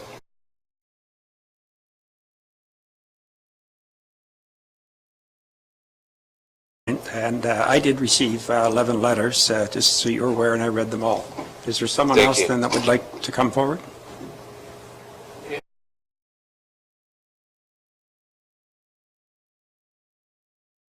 Gierzak, address is 1106 Shamrock Road, and our property is next adjacent to the Shamrock Lodge. My family purchased that property in 2007 from the Bodies, and we've been there in peaceful coexistence.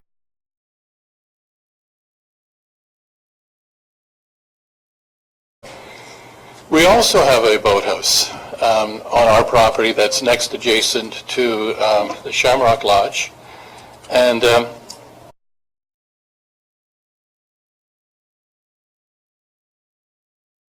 just sitting there having a Diet Coke and enjoying the ambiance and the children's.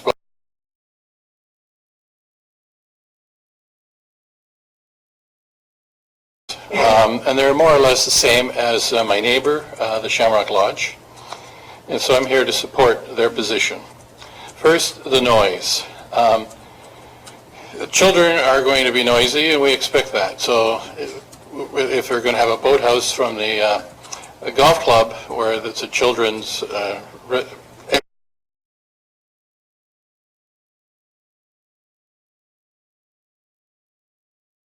reducing the noise, or the further away that facility is from us, the better as well. But the main concern is safety. We have a boathouse there, and I have to be very careful to come in to dock the boat into our boat.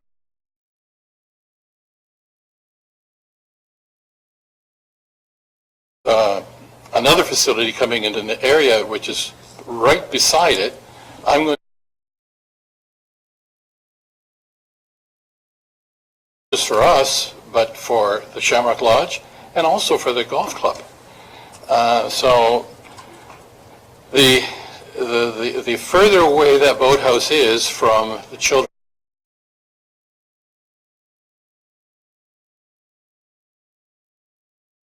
Well, first of all, I am not a member of the golf club, so I don't know what goes on there. And I've heard that it's just not in the cards to move the boathouse further away from the Shamrock.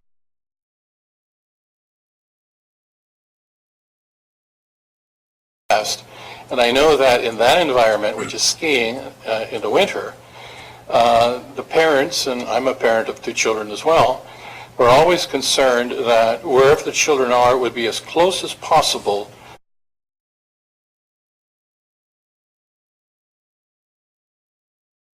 to the rules. So in my view, the closer that you have the children's facility towards the main area of the golf club as a parent, the better.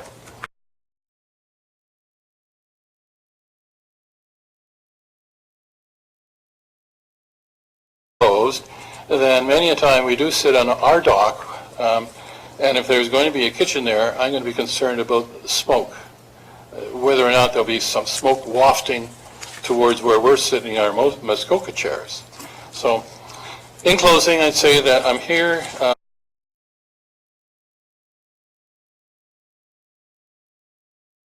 peacefully with them, and I also wish to coexist peacefully with the golf club as well. Respectfully submitted. Thank you very much. Stefan, would you like to respond to any of that, or are you okay for us to go into?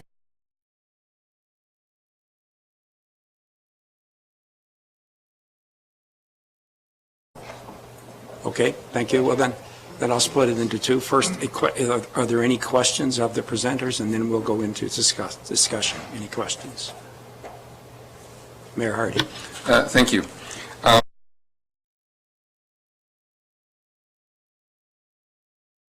Also, your guest's perspective in writing in. And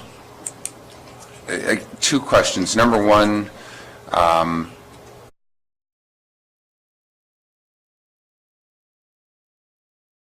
so you tried to buy this property, and I guess what would your intent have been with the property? Were you going to leave it residential? Would you have merged it with a resort? And then the second question I have, well, let me go with that question first, then I have a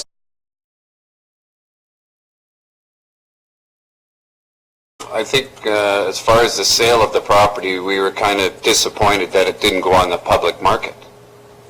Very disappointed with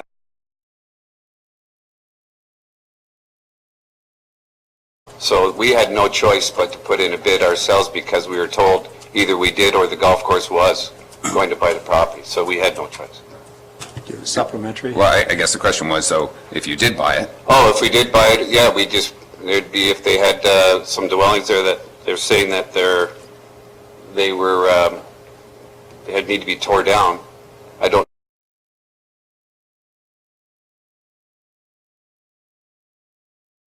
Okay. I think we would just hang on to the property for the time being. Okay. So I guess my other question that I have to you is, we met in June. You had a number of objections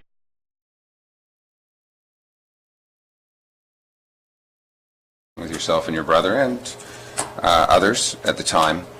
I thought we walked away from that meeting generally in agreement in October, and I guess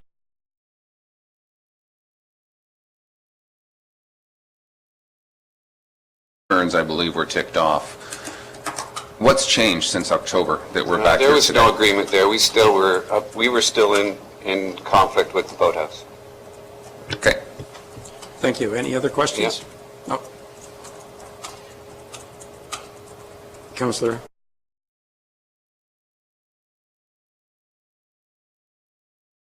Beginning, and These are questions, right? Is this to me? That's what I was asking. no, Is there a hang question? on. Okay, is there a question? If they all stop talking and let me ask my question. So I'm going back and I'm looking at, what we were originally.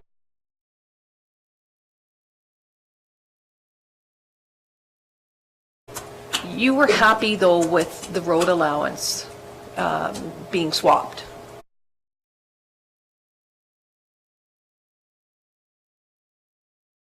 And if that didn't happen, would that affect you in any way?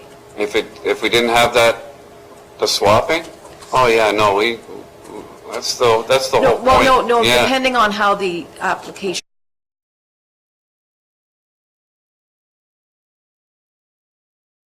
And so just seeing. Yeah, no, we wouldn't be happy if I just sort of misunderstanding. You're saying if the buffer, or if the road allowance wasn't allowed, would I like that?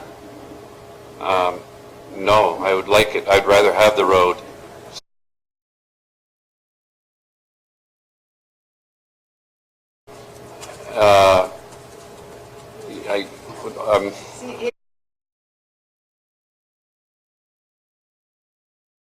I'm just saying that we've compromised. We've got a lot done, I thought, and it's just the boathouse. They're building a 6,000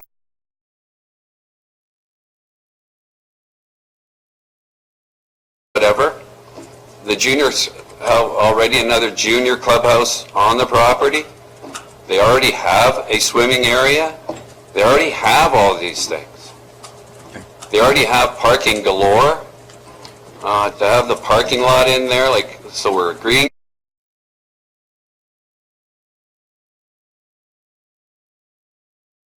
Guys, it's huge. The noise, the disturbance. It's just going to be this all day. What's going on over there? What's going on over there? Thank you. Yes, thank you very much. Follow up with a Supplementary? staff question.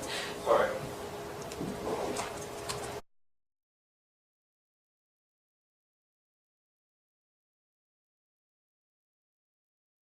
I think it's the Sorry, staff. this is the Sorry, staff. I think it's the staff. So the original lot coverage Can I allowed... just maybe interrupt for a second? Are we finished with questions to the presenters? Well, there may be something further on, Okay. once I Well, get answers from... Okay, all right, because we're moving into questions of staff.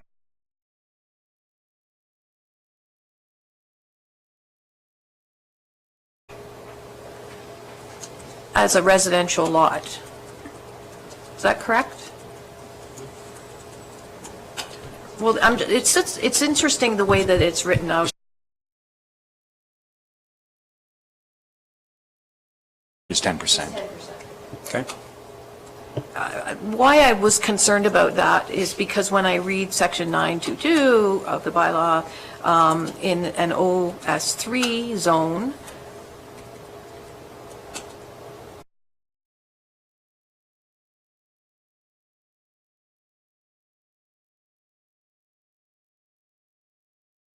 lot coverage as a residential lot. Through you, that's correct.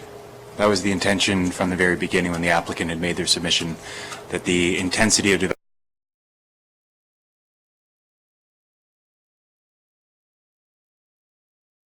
But with further rights, as a commercial zone. the 3 existing dwellings would be removed and dwellings would no longer be permitted as a main use.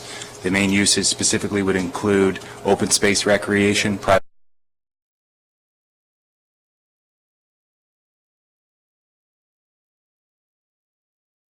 Maybe just to clarify some of the background of the reasoning with the recommendation for the limitation of a 10% lot coverage.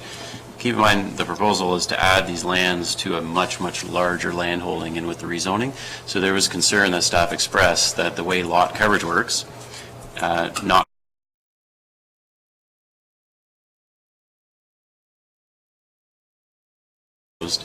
they could cover, even though it's 5% in an OS3 zone, it's 5% of the whole area, which is 190, sorry, I don't have the...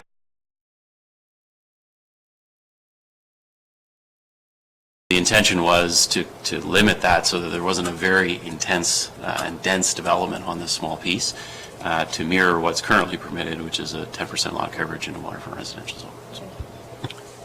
Are there any other questions? If not, then what I'm going to ask for...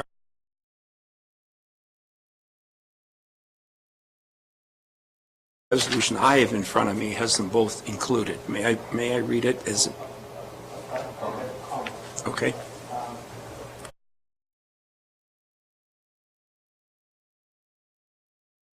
And turning into even a $3,000 square foot recreational center out in the water, 84 and 85 feet, the noise is going to be turned. And that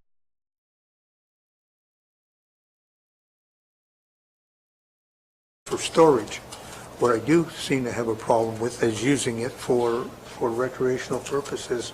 It's putting recreation out on the water, and we don't allow it. Any other comments?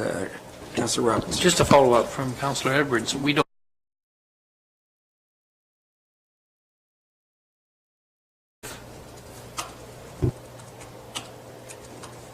Mayor Harding. Thank you. I have a slightly different perspective on the boathouse. And what I've heard from Mr. Fahner,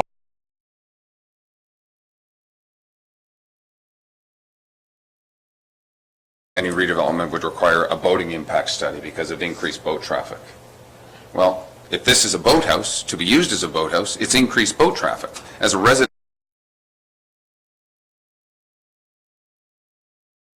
whatever, and boats on the outside, and I get lots of boat traffic in and out of my personal cottage. I think what I'm hearing is we're not going to have any boat traffic, so they're actually reducing in the bay boat traffic in this area. Yes, they're moving a swimming program from the center, where the boats and swimming in the middle, to the side.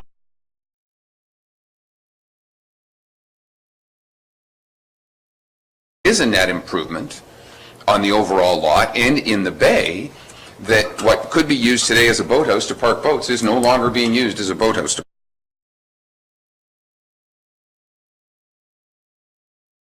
Moving 200 feet there's not 100 new kids showing up there that didn't exist on the property before, but I've had this conversation with Mr. Bryant as well, and I'll say,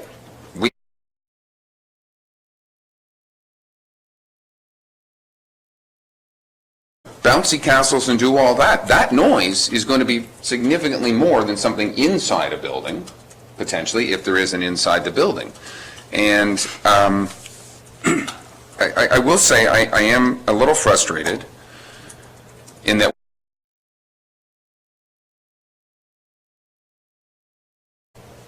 we took 4 months to get together because it was a busy season, and I respect that. But we got together in October. We walked away from that with some general agreement. I did not hear from Shamrock Lodge that no.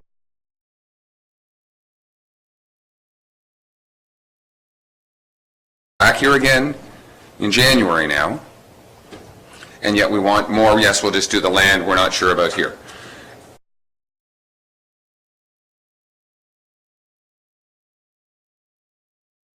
This has been before this council, third time now, or this committee.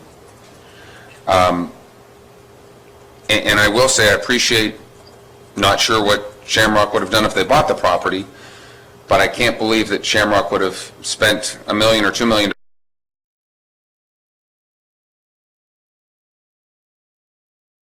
over because of economic benefit. It would have been, and we should have, and would have supported that if Shamrock Lodge owned the property.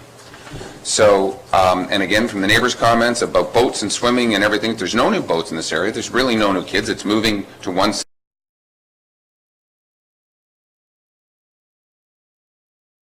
And they're not alone. There's always somebody in and around that area that's going to be buoyed off, which isn't today. So, I'm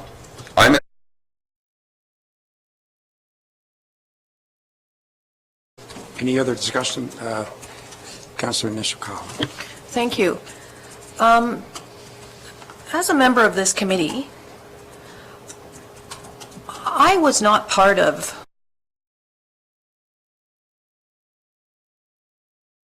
the public who would view it either on film or on camera or in this room. So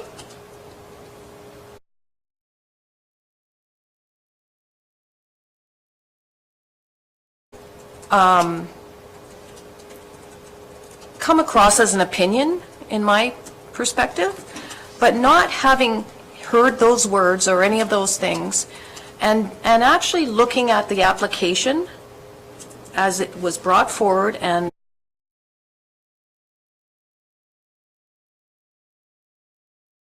the impacts or whatever that would be, and not being part of those discussions, I am concerned that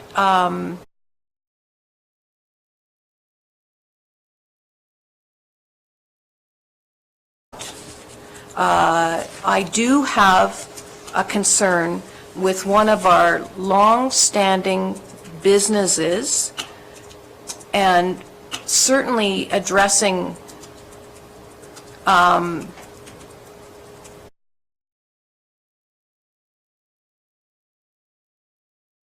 that don't get to own lakefront in Muskoka Lake, so they get to experience Muskoka by this long-standing business.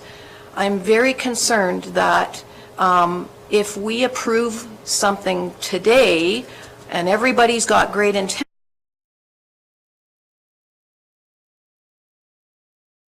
golf course takes a different move, that this council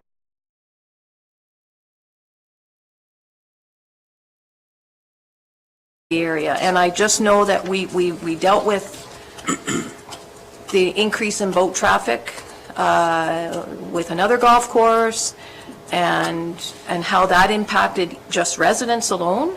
So I'm back to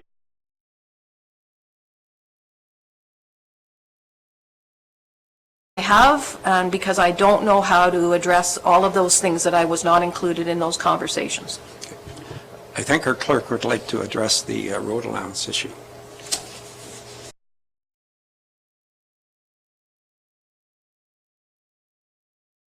This does not approve the sale of the road allowance. We have to receive an application to do that, to exchange land. And exchanging a land for a road allowance is one of the exceptions in the policy.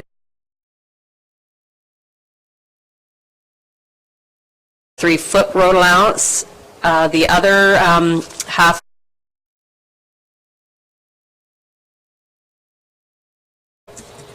1913 with some road realignments, etc. So that's why that was done, which is not normally part of or acceptable under our policy, but that was done pre-1971 and amalgamation. Having said that, the portion of the road allowance that is being proposed for the new location has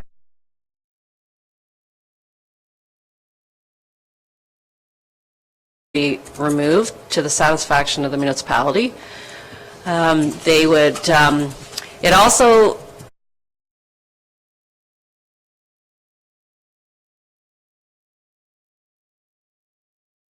be acquiring.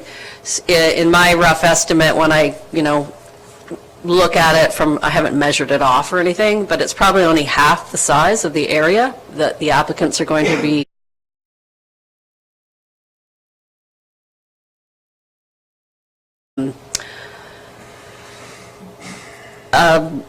potentially a wider road allowance, maybe, or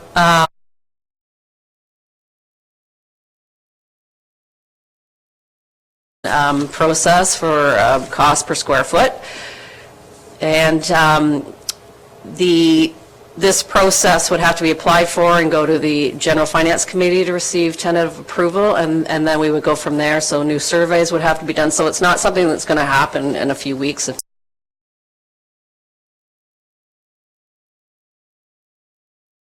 Members in the audience, and if there's any questions, I can hopefully answer them.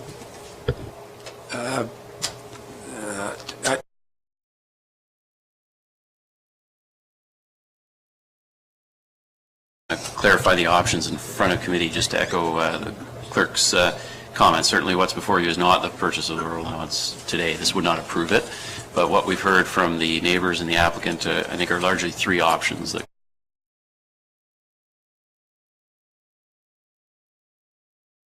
allowance process to go through, and I think that's what we've heard the neighboring property owner prefer.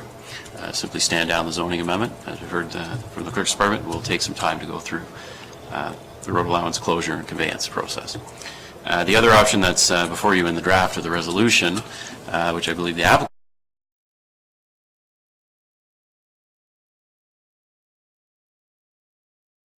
of which is moving the road allowance. What that means is if the General Finance Committee and Council does not approve the road allowance closure and conveyance in the future,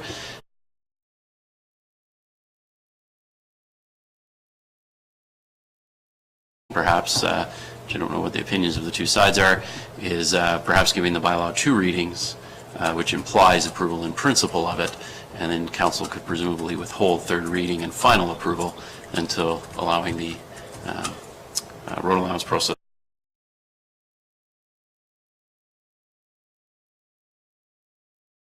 The committee may wish to discuss. And before I go to Mayor Harding, I'd just like to clarify something the clerk said. When she said answer questions, she meant of the committee, not of the participation by you people is over. Mayor Harding. Thank you. Just a comment to Councillor Nishikawa's first.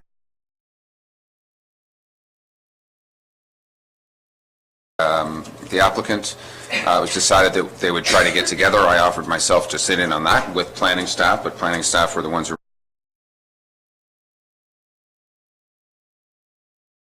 other than, and I believe planning staff will agree, what is before us today is what was agreed upon, and I'll use that word, though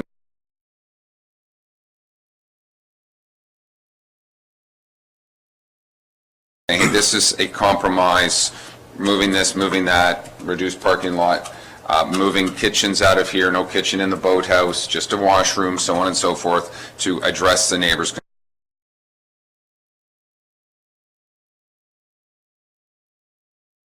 So that's a little bit of, and I stated my frustration, because I thought we had that general agreement in October, and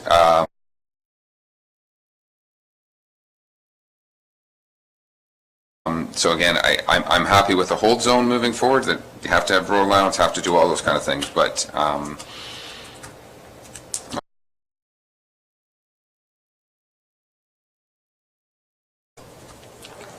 Councillor.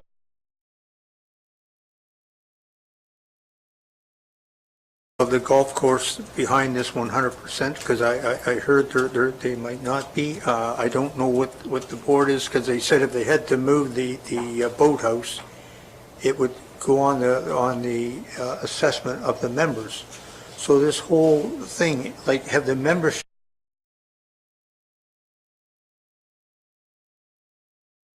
Councillor Harding, are you asking that we ask that question? Because I don't think any of us up here can answer. No, I'm asking, and that, like, the board, like, and that, because like I say, we could be putting this through, and then the board could turn it down. Is the committee okay if the question's asked or not?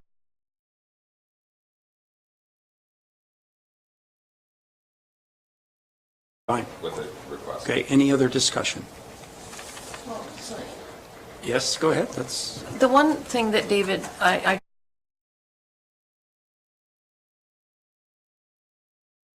three options. Isn't there a fourth option? To go back to the original application and say either you want it or you're not.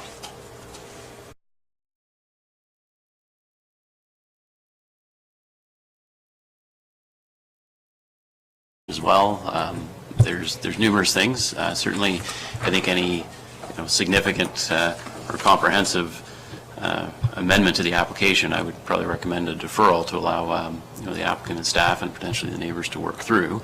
But certainly what's been brought forward and the staff were prepared in discussion with the neighbors and the applicant are largely those three options.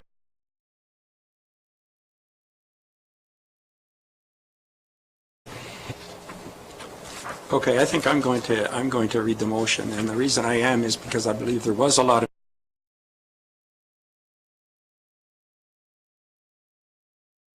accordingly.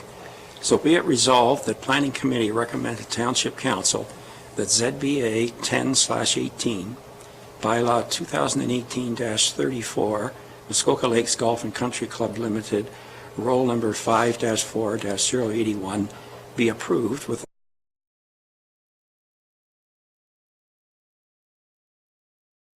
high water mark, habitable space be prohibited on the first story of a boathouse, with the exception of a washroom.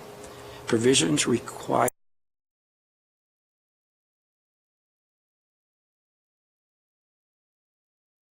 eastern side of the subject property be closed and conveyed to the subject property, that a 33-foot wide strip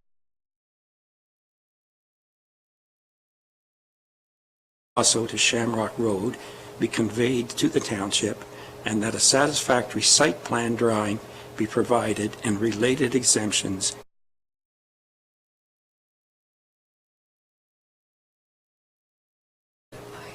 I'm sorry, I forgot to indicate it. This was moved by, originally myself, but stroked out because I'm now acting as chair, moved by Mayor Harding and seconded by Councillor Roberts.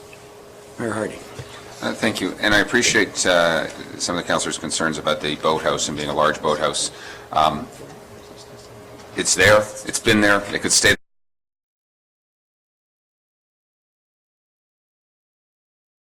because from a safety perspective, and especially at Shamrock, where kids are swimming in front of the resort, we now have no boats going in and out of this boathouse, which is very close. And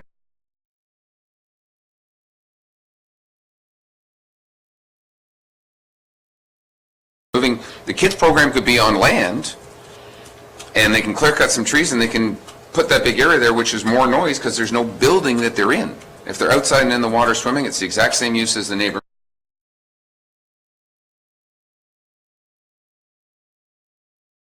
To look at what I'm doing here, and so I think it is appropriate to leave the boathouse. They're not rebuilding it. They don't need to move it. They're keeping the same four walls. They're just given a facelift, so I'm in favor. Any other discussion? I'm calling the question. All in favor? Opposed?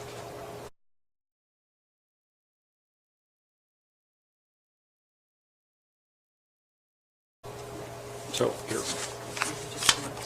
Yeah, come back. Chair Bridgeman will return to the chair. Yes.